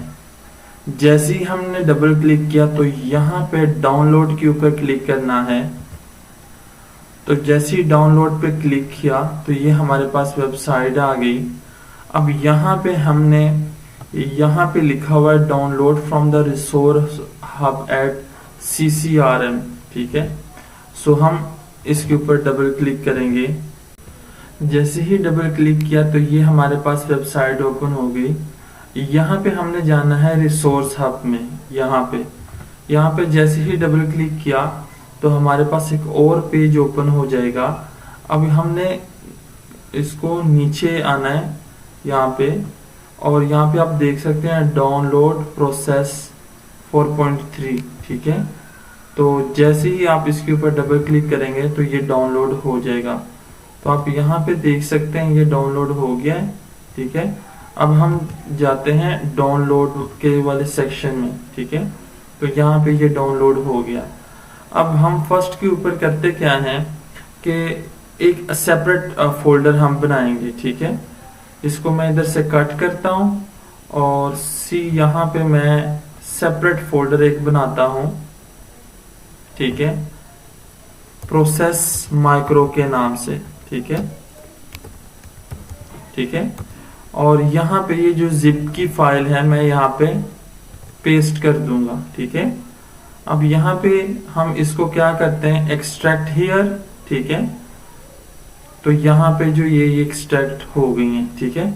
अब हम SPSS का जो है वो ओपन करते हैं और यहाँ पे हमने जाना है यहाँ पे यूटिलिटीज, ठीक है। और यूटिलिटीज में आप यहाँ पे जाएंगे कस्टम डायलॉग, ठीक है, यूटिलिटी कस्टम डायलॉग्स और इंस्टॉल कस्टम डायलॉग्स, ठीक है। जैसे आप यहाँ पे क्लिक करेंगे तो ये हमारे पास विंडो का बॉक्स यहाँ पे ओपन हो जाएगा। अब यहाँ पे हमने जो फोल्डर बनाया है वो उसको सेलेक्ट करना है, ठीक है। सो यहाँ पे C में हम जाएंगे फर्स्ट और यहाँ से प्रोसेस माइक्रो, ठीक है। और यहाँ पे हम सेलेक्ट करेंगे SPSS के लिए हम चुनाचे यहाँ पे इंस्टॉल कर रहे हैं तो प्रोसेस 4.3 फॉर SPSS, ठीक है। और यहाँ पे कस्टम डायलॉग बिल्डर फाइल, ठीक है, और इसके ऊपर क्लिक करना है, ठीक है। तो ये आपको शो हो जाएगा डायलॉग इंस्टॉल टू, तो ओके करना है और जैसे ही आप ओके कर लेंगे तो ये आप इंस्टॉल हो गया है, ठीक है। अब हम चेक करते हैं एनालाइज में कि क्या ये इंस्टॉल हो चुका है। तो ये इंस्टॉल एनालाइज रिग्रेशन और यहाँ पे आप देख सकते हैं प्रोसेस 4.2 बाई एंड्रयू एफ हाइस। तो इस तरीके से आप इस सॉफ्टवेयर को डाउनलोड कर सकते हैं और इंस्टॉल कर सकते हैं। अब हम on the basis of this software हम मीडिएशन और मॉडरेशन एनालिसिस SPSS में कंडक्ट कर सकते हैं। You cover all these topics one by one. Now it's a real time to learn linear and multi-regression analysis in SPSS. Linear regression में एक variable का दूसरे वेरिएबल पे इम्पैक्ट को एग्जामिन किया जाता है, यानी इंडिपेंडेंट वेरिएबल का डिपेंडेंट वेरिएबल पे इफेक्ट असर क्या है। सिंपल रिग्रेशन में दो वेरिएबल होते हैं, independent variable and dependent variable. For example F के फाइनेंशियल नॉलेज इंडिपेंडेंट वेरिएबल है और SB saving behaviour dependent variable है। तो हम इस टेस्ट को SPSS में कैसे कंडक्ट करते हैं, इससे पहले कुछ कॉन्सेप्ट्स और वैल्यूज का आपको लर्न करना बहुत जरूरी है ताकि आप रिजल्ट की बेस्ट वे से इंटरप्रिटेशन कर सकें। डिपेंडेंट वेरिएबल, इंडिपेंडेंट वेरिएबल की वजह से जिस वेरिएबल में किसी तरह की चेंजिंग आए या तब्दीली आए उस वेरिएबल को हम डिपेंडेंट वेरिएबल कहते हैं। इसे हम इफेक्टेड वेरिएबल या रिस्पॉन्स वेरिएबल भी कहते हैं। इसे हम Y से जाहिर करते हैं, for example saving behaviour. Independent variable ऐसा वेरिएबल है जो कि किसी दूसरे वेरिएबल की वजह से उसमें किसी तरह की चेंजिंग नहीं आती, यानी ये कांस्टेंट रहता है और किसी दूसरे वेरिएबल की वजह से इसमें किसी तरह की तब्दीली रोनुमा नहीं होती। इसे हम X से जाहिर करते हैं, for example financial knowledge, R square से मुराद मॉडल में इंडिपेंडेंट वेरिएबल की वजह से डिपेंडेंट वेरिएबल में क्या वेरिएशन आई। रिजल्ट्स में आर की वैल्यू डेसिमल में शो होती है जिसे हम परसेंटेज में कन्वर्ट करते हैं। जैसे यहाँ पे आर स्क्वायर की value 0.62 mean 62% variation in model. F statistic से मुराद मॉडल फिटनेस है, यानी अगर एफ की वैल्यू अबव 4 हो तो हम कहते हैं कि ये मॉडल बेस्ट फिटेड है।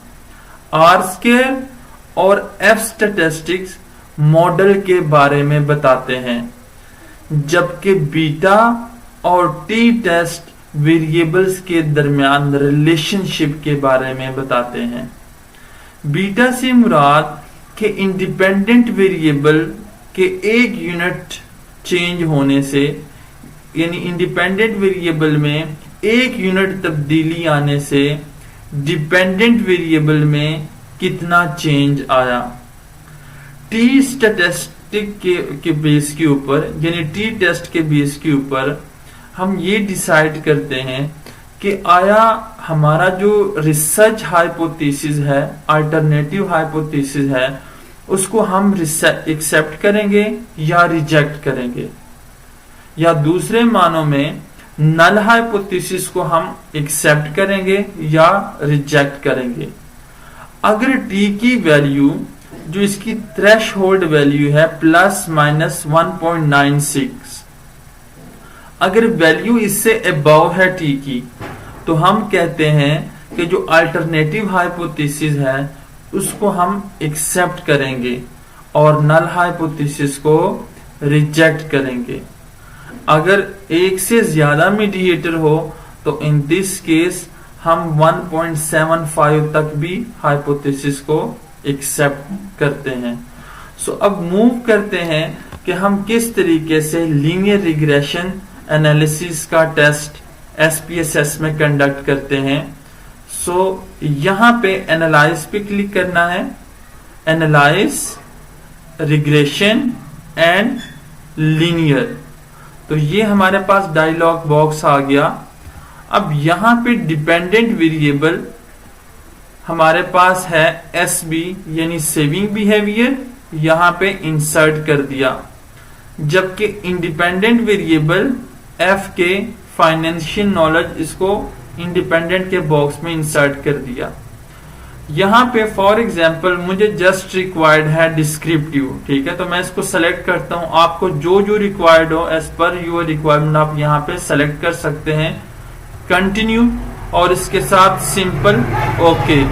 आउटपुट में आप यहां पे देख सकते हैं दो वेरिएबल है SB and FK, mean, standard deviation और नंबर यहां पे शो हो रहे हैं। सेकंड कोरिलेशन का टेबल है। कोरिलेशन के टेबल में आप देख सकते हैं SB का SB के साथ परफेक्ट रिलेशनशिप है, जबकि SB का F के साथ यहाँ पे FK की वैल्यू शो हो रही है 0.333। इट्स मीन कि यहाँ पे पॉजिटिव लेकिन वीक रिलेशनशिप है। सिग्निफिकेंस वैल्यू जो है ये 0.000 है। इट्स मीन कि P की वैल्यू 0.05 से ये वैल्यू लेसर है। तो हम कह सकते हैं कि FK का SB के साथ सिग्निफिकेंस पॉजिटिव लेकिन वीक रिलेशनशिप है। इस तरह हम नेक्स्ट टेबल की तरफ जब मूव करते हैं, यहाँ पे मॉडल समरी का टेबल है। तो मॉडल समरी में आप यहाँ पे आर स्क्वायर की वैल्यू को देख सकते हैं 0.111, ठीक है, जो कि ये शो करवाता है कि यहाँ पे मॉडल में 11% जो है वेरिएशन है।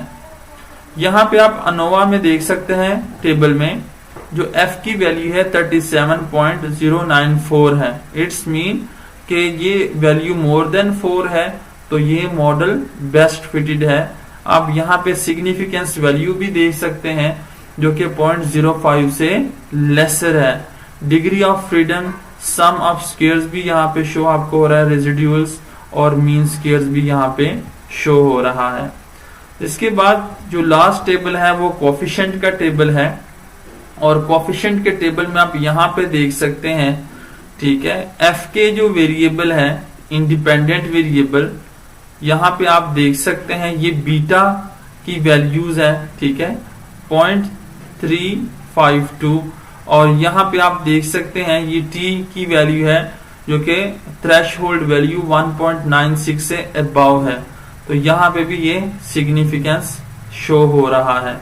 यहाँ पे ये चेंजिंग को शो, इसका मतलब है कि सेविंग भी अगर एफके का एक यूनिट चेंज हो जाए तो एसबी यानी सेविंग बिहेवियर का 0.352 यूनिट चेंज आएगा। लीनियर रिग्रेशन में एक इंडिपेंडेंट वेरिएबल होता है और एक ही डिपेंडेंट वेरिएबल होता है, जबकि मल्टी रिग्रेशन में एक से ज्यादा यानी 2 या 2 से ज्यादा इंडिपेंडेंट वेरिएबल होते हैं। For example FK financial knowledge और FS financial skill 2 independent variable हैं और हमारे पास एक डिपेंडेंट वेरिएबल है सेविंग बिहेवियर। तो हम किस तरह से इस टेस्ट को एसपीएसएस में कंडक्ट करते हैं, हम ऑलरेडी इन वैल्यूज को डिस्कस कर चुके हैं प्रीवियस वीडियो में। सो यहाँ पे हम एनालाइज पे क्लिक करना है, एनालाइज रिग्रेशन एंड लीनियर। तो जैसे क्लिक किया यहाँ पे डायलॉग बॉक्स हमारे पास ओपन हो गया। अब यहाँ पे हमने फर्स्ट के ऊपर SB saving behaviour dependent variable है, जबकि 2 वेरिएबल एफके एंड एफएस ये इंडिपेंडेंट वेरिएबल है। स्टैटिस्टिक में हमें रिक्वायर्ड है डिस्क्रिप्टिव, कंटिन्यू और इसके साथ ओके। तो यहाँ पे आउटपुट में आपको शो हो रहा है डिस्क्रिप्टिव का टेबल, यहाँ पे कोरिलेशन शो हो रही है। आप यहाँ पे देख सकते हैं कि जो एफ की वैल्यू है ये सेम है 0.333 और एफ एस की 0.464, ठीक है। इसका मतलब है इनका वीक लेकिन पॉजिटिव रिलेशनशिप है एस बी के साथ। लेकिन अगर आप यहाँ पे वैल्यूज देखें, ठीक है, तो यहाँ पे सिग्निफिकेंस वैल्यूज शो हो रही हैं। इसका मतलब है कि सिग्निफिकेंस इनका रिलेशनशिप है। इस तरह से जब हम नेक्स्ट टेबल की तरफ मूव करते हैं तो यहाँ पे आप देख सकते हैं आर स्क्वायर की वैल्यू के 0.232 है, इट्स मीन 23% अप्रॉक्सीमेटली वेरिएशन है मॉडल के अंदर। एफ की value F statistic model fitness ये 44.969 है, ठीक है, ये वैल्यू भी गुड है। और यहाँ पे सिग्निफिकेंस वैल्यू है यानी पी की वैल्यू 0.05 से ये वैल्यू लेसर है। और यहाँ पे आप देख सकते हैं टी की जो वैल्यू है, ठीक है, यहाँ पे एफ के की जो वैल्यू है ये 2.56 है यानी 2 से अबव है, और यहाँ पे 6 है। इट्स मीन जो थ्रेशहोल्ड मिनिमम वैल्यू है 1.96 प्लस माइनस, इससे ये 2 वैल्यूज अबव है। और यहाँ पे सिग्निफिकेंस वैल्यूज भी शो हो रही हैं। Mediation and moderation regression analysis को एसपीएसएस में कंडक्ट करने से पहले मॉडल्स का नॉलेज होना बहुत ज़रूरी है। जब हम टेस्ट कंडक्ट करते हैं, यहाँ पे एनालाइज रिग्रेशन एंड प्रोसेस और किसी तरह का मीडिएशन या मॉडरेशन एनालिसिस करते हैं, तो फर्स्ट यहाँ पे आपको शो हो रहा है मॉडल नंबर, ये 1 2 3 4 5 यहाँ से शो हो रहा है और ये तकरीबन 92 मॉडल्स हैं। तो ये ऑप्शन आता है। तो हम किस तरीके से इस मॉडल नंबर को बेस्ट वे से यूज़ कर सकते हैं, तो यहाँ पे आप देख सकते हैं मॉडल 1 का मतलब है, आपको यहाँ पे शो हो रहा है कि मॉडल 1 मॉडरेटर का मॉडल है, यानी अगर एक इंडिपेंडेंट वेरिएबल है और एक डिपेंडेंट वेरिएबल है तो इन दिस केस और एक ही उसमें मॉडरेटर है, तो हम यहाँ पे मॉडल 1 के ऑप्शन को सेलेक्ट करते हैं। इस तरीके से आप यहाँ पे देख सकते हैं मॉडल 1 यहाँ पे, ठीक है। इसके बाद हम चलते हैं मॉडल 4 के ऊपर, जो कि मोस्ट कॉमनली यूज होता है, ठीक है, मॉडल 4। मॉडल 4 में क्या यूज होता है, यहाँ पे एक इंडिपेंडेंट वेरिएबल, एक डिपेंडेंट और एक मीडिएटर। अगर हमारे पास इस तरह का मॉडल हो जिसमें एक मीडिएटर हो, तो इन दिस केस हम मॉडल 4 के ऑप्शन को सेलेक्ट करते हैं। इसी तरह से फॉर एग्जांपल यहाँ पे हम देखते हैं, अगर यहाँ पे आप देख सकते हैं independent variable, dependent variable mediator है, मॉडरेट कर रहा है इस डायरेक्ट इफेक्ट को। तो जिस तरह का आपका हाइपोथेसिस होता है, आप उस तरह के मॉडल को वहाँ पे सेलेक्ट करते हैं। यहाँ पे दो मीडिएटर्स हैं मॉडल 6 के अंदर, आप देख सकते हैं, जो कि साइमल्टेनियसली डिपेंडेंट वेरिएबल के ऊपर के साथ रिलेशन बना रहे हैं। ठीक है, यहाँ पे इनका रिलेशन शो हो रहा है। तो अगर इस तरह का दो आपके पास मीडिएटर है, ठीक है, तो इन दिस केस फिर हम 6 के ऑप्शन को सेलेक्ट करते हैं। इस तरह आप यहाँ पे देख सकते हैं, ये 7th में, ये 7th मॉडल है। ठीक है, यहाँ पे अब यहाँ पे हाइपोथेसिस के ऊपर बेस करता है कि आप किस तरीके से हाइपोथेसिस आपने बनाया है। ठीक है, फॉर एग्जांपल अगर आपका हाइपोथेसिस है कि यहाँ पे इंडिपेंडेंट वेरिएबल और मीडिएटर के दरमियान यहाँ पे मॉडरेटर जो है इसका इम्पैक्ट आप चेक करना चाहते हैं, तो इन दिस केस ये एक मॉडल आपका बन जाएगा। इसमें इंडिपेंडेंट वेरिएबल x होगा और ये डिपेंडेंट वेरिएबल बन जाएगा और ये मॉडरेटर का। और अगर आप एक मॉडल बनाना चाहते हैं तो इट्स मीन कि आप चेक करना चाहते हैं रिलेशनशिप जो है x और y के दरमियान मीडिएटर का और मॉडरेटर का। ठीक है, तो जिस तरह का आपका हाइपोथेसिस होता है, आप उस तरीके से उस मॉडल को जो है वो आप सेलेक्ट करते हैं। डिटेल में हम पाथ एनालिसिस को स्मार्ट PLS में और एमओस के अंदर मैं डिटेल में डिस्कस करूंगा। इंशाल्लाह आप उस आने वाले जो सॉफ्टवेयर स्मार्ट PLS के ट्रेनिंग वर्कशॉप का ट्यूटोरियल और एमओस का ट्रेनिंग वर्कशॉप ट्यूटोरियल के नाम से आ रहा है, तो आप इसको ज़रूर उससे लर्न कीजिएगा। Now you learn how to do mediation regression analysis in SPSS. This is model 4, mediation का मॉडल है। इसमें 3 वेरिएबल हैं, independent variable financial knowledge, saving behaviour dependent variable है और मीडिएशन जो है वो सेविंग इंटेंशन है। तो हम किस तरीके से मीडिएशन एनालिसिस को SPSS में कंडक्ट करते हैं, एनालाइज पे क्लिक करना है। यहाँ पे रिग्रेशन और हम ऑलरेडी डाउनलोड कर चुके हैं, ये मैं प्रीवियस वीडियो में आपको बता चुका हूँ।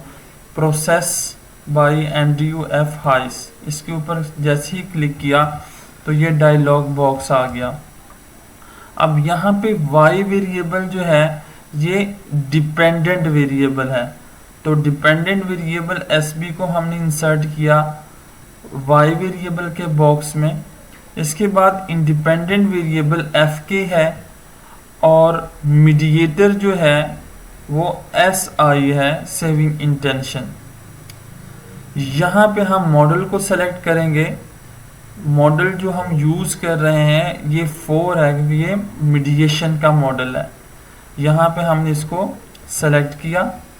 यहाँ पे अगर आप देखें ऑप्शन में, तो ऑप्शन में हम जस्ट सेलेक्ट करते हैं show total effect model. Okay, और अगर आपको रिक्वायर्ड है रेजिडुअल कोरिलेशन तो आप सेलेक्ट कर सकते हैं। टेस्ट फॉर X/M इंटरेक्शन, तो आप इसको भी सेलेक्ट कर सकते हैं। ठीक है, तो हम जस्ट टोटल इफेक्ट मॉडल को सेलेक्ट करते हैं और इसके साथ ओके। तो ये अब हमारे पास आउटपुट में रिजल्ट जनरेट होगा। तो थोड़ा सा ये 5-10 सेकंड टाइम लेता है प्रोसेस करने में। तो हमारे पास आउटपुट में यहाँ पे रिजल्ट शो हो जाएगा। तो आप यहाँ पे देख सकते हैं, यहाँ पे डिटेल में मेंशन है मॉडल 4 y जो हमारे पास है डिपेंडेंट वेरिएबल है, इंडिपेंडेंट और मीडिएटर है। यहाँ पे मॉडल की समरी भी यहाँ पे शो हो रही है, ठीक है। यहाँ पे आप देख सकते हैं आर स्क्वायर है, ठीक है, एफ है और पी की वैल्यूज़ है, ठीक है। लेकिन जो हमारा मेन फोकस है वो है ये वाला टेबल, ठीक है, total direct and indirect effect. आप यहाँ पे देख सकते हैं कि यहाँ पे ये इफेक्ट्स हैं, ठीक है, ये बेसिकली इफेक्ट बीटा है, ठीक है। ये टोटल इफेक्ट है, डायरेक्ट इफेक्ट है और इनडायरेक्ट इफेक्ट है। ये वैल्यूज यहाँ से हमने कॉपी की है और हमने स्लाइड में यही वैल्यू को पेस्ट कर दिया है। यहाँ पे आप टी वैल्यूज़ को भी देख सकते हैं। पी वैल्यू सिग्निफिकेंट है, 0.05 से ये वैल्यू लेसर है, और टी जो थ्रेशहोल्ड वैल्यू है 1.96, इससे भी ये तमाम वैल्यूज़ जो हैं, ये दोनों वैल्यूज़ जो हैं अबव हैं, ठीक है। इस तरह आप लोअर लेवल कॉन्फिडेंस इंटरवल और अपर लेवल कॉन्फिडेंस इंटरवल, इनके दोनों वैल्यूज़ के साइन भी पॉजिटिव हैं, तो इट्स मीन ये भी सिग्निफिकेंस वैल्यू है। यहाँ पे भी सेम है, इट्स मीन कि यहाँ पे अगर ज़ीरो कंटेन कर रहा है, यानी लोअर और अपर दोनों के रेंज में अगर ज़ीरो आ रहा है, यानी एक वैल्यू पॉजिटिव है और एक नेगेटिव है, तो इट्स मीन के वैल्यूज़ जो हैं ये सिग्निफिकेंट नहीं है। और यहाँ पे ये वैल्यू शो हो रही है एस आई यानी मीडिएटर की। यहाँ पे भी जो वैल्यू है दोनों पॉजिटिव शो हो रही हैं, यहाँ पे सिग्निफिकेंट वैल्यूज़ हैं। सो हम किस तरीके से इस टेबल को इंटरप्रेट करते हैं? सो यहाँ पे ऑलरेडी मेंशन्ड है, ठीक है, वैल्यूज़ मैंने यहाँ पे कॉपी की है, तो आप देख सकते हैं, ठीक है। यहाँ पे total effect is equal to direct effect plus indirect effect, ठीक है। तो जब इन दोनों को कंबाइन करते हैं तो ये हमारे पास टोटल इफेक्ट आ जाता है। अब अगर हमारे पास ये वैल्यूज है टोटल इफेक्ट की, ये डायरेक्ट इफेक्ट की और ये इनडायरेक्ट इफेक्ट की, तो आप देख सकते हैं कि इनडायरेक्ट इफेक्ट यानी मीडिएटर की जो वैल्यू है ये बहुत कम है। इट्स मीन कि जब हम यहाँ से इस पाथ को देखते हैं, एग्जामिन करते हैं, इफेक्ट चेक करते हैं, तो यहाँ पे वैल्यू है 0.0284 जो कि सिग्निफिकेंट नहीं है। जबकि अगर यहाँ पे देखें, डायरेक्ट में देखें, तो यहाँ पे ये वाली वैल्यू जो है ये सिग्निफिकेंट है। तो हम ये कह सकते हैं अगर यहाँ पे ये वाला जो है रिलेशन डायरेक्ट का इनडायरेक्ट के साथ ये सिग्निफिकेंट है और ये वाला जो है ये सिग्निफिकेंट नहीं है, तो हम कह सकते हैं ये नो मीडिएशन है, ठीक है, यहाँ पे कोई मीडिएशन नहीं है। लेकिन अगर यहाँ पे जो है सिग्निफिकेंट इम्पैक्ट हो, यानी इनडायरेक्ट जो इफेक्ट है वो सिग्निफिकेंट हो और डायरेक्ट जो इफेक्ट है ये सिग्निफिकेंट ना हो, तो इन दिस केस हम इसको कहते हैं ये फुल मीडिएशन है। और अगर ये दोनों मीन टू से कि जो इनडायरेक्ट इफेक्ट है और डायरेक्ट इफेक्ट है दोनों सिग्निफिकेंट हो, तो हम इसे कहते हैं पार्शियल मीडिएशन। तो इस तरीके से हम इस टेबल की इंटरप्रिटेशन करते हैं। फाइनली अब आप सीखेंगे moderation regression analysis in SPSS। So model 1 में 3 वेरिएबल हैं, financial knowledge independent variable, self control moderator है और सेविंग बिहेवियर डिपेंडेंट वेरिएबल है। यहाँ पे आप देख सकते हैं कि ये जो मॉडल है बेसिकली ये मॉडरेशन का मॉडल है, यानी इंडिपेंडेंट वेरिएबल और डिपेंडेंट वेरिएबल के दरमियान जो थर्ड वेरिएबल है ये मॉडरेट कर रहा है। तो हम इस टेस्ट को कैसे SPSS में कंडक्ट करते हैं? सो एनालाइज पे क्लिक करना है, रिग्रेशन एंड प्रोसेस यहाँ पे क्लिक करना है, तो ये हमारे पास डायलॉग बॉक्स आ गया। अब यहाँ पे हमने फर्स्ट के ऊपर डिपेंडेंट वेरिएबल एस बी है, इसको वाई वेरिएबल के बॉक्स में इंसर्ट कर दिया। इंडिपेंडेंट वेरिएबल एफ के है और यहाँ पे हम सेलेक्ट करेंगे फर्स्ट मॉडल को, तो मॉडल हमारा बाय डिफ़ॉल्ट 1 ही है। और यहाँ पे हम वेरिएबल को सेलेक्ट करेंगे, तो वेरिएबल हमारे पास है एस सी, यहाँ पे इंसर्ट कर देंगे मॉडरेट वेरिएबल डब्ल्यू। ऑप्शन में जाना है हमने यहाँ पे, और ऑप्शन में आप यहाँ पे जो है शो टोटल अफेक्ट मॉडल, मुझे जस्ट यही रिक्वायर्ड है, आप इसमें से और भी सेलेक्ट कर सकते हैं as per your requirement. Continue और इसके साथ ओके। तो अब हमारे पास आउटपुट में यहाँ पे रिजल्ट जनरेट हो रहा है, इन प्रोसेस है। तो यहाँ पे आप देख सकते हैं ये हमारे पास आ गया है मॉडल। यहाँ पे आप देख सकते हैं वाई एस बी, इसके बाद इंडिपेंडेंट वेरिएबल है और डब्ल्यू, ठीक है, एस सी सेल्फ कंट्रोल है। यहाँ पे मॉडल की समरी शो हो रही है, ठीक है, यहाँ पे समरी शो हो रही है। लेकिन हमारा जो मेन फोकस है वो है फर्स्ट में इंटरेक्शन टर्म, ठीक है। फर्स्ट हम इंटरेक्शन टर्म की वैल्यू को देखते हैं। इंटरेक्शन टर्म बेसिकली है क्या? इंटरेक्शन टर्म असल में एफ के को जब मल्टीप्लाई करते हैं, यानी जो इंडिपेंडेंट वेरिएबल है, जब इसकी मल्टीप्लिकेशन होती है मॉडरेशन के साथ, ठीक है, तो इंटरेक्शन टर्म जो है वो यहाँ पे हम कैलकुलेट कर सकते हैं। तो यहाँ पे आप इसकी वैल्यू देख सकते हैं, ठीक है। लो लेवल कॉन्फिडेंस इंटरवल भी दे सकते हैं। ये दोनों साइन जो है वो नेगेटिव है, तो इसका मतलब है ये सिग्निफिकेंस वैल्यूज़ हैं। पी की वैल्यू भी आप देख सकते हैं, ये 0.002 है, 0.05 से लेसर है। टी की वैल्यू भी मोर देन अबाउट 2 है, ठीक है। और जो सेकंड हमारा मोस्ट फोकस्ड जो टेबल है वो है ये वाला, conditional effect of the focal predictor at the values of the moderator, ठीक है। तो आप यहाँ पे देख सकते हैं ये जो इफेक्ट्स हैं, ठीक है, यहाँ पे आपको शो हो रहा होगा। मैं इसके ऊपर डबल क्लिक करता हूँ तो आपको यहाँ पे शो हो रहा होगा ये इफेक्ट्स हैं, ठीक है। तो यह फर्स्ट वाला इफेक्ट है, ये लीस्ट इफेक्ट है, इसके बाद एवरेज इफेक्ट है और ये फुल इफेक्ट है।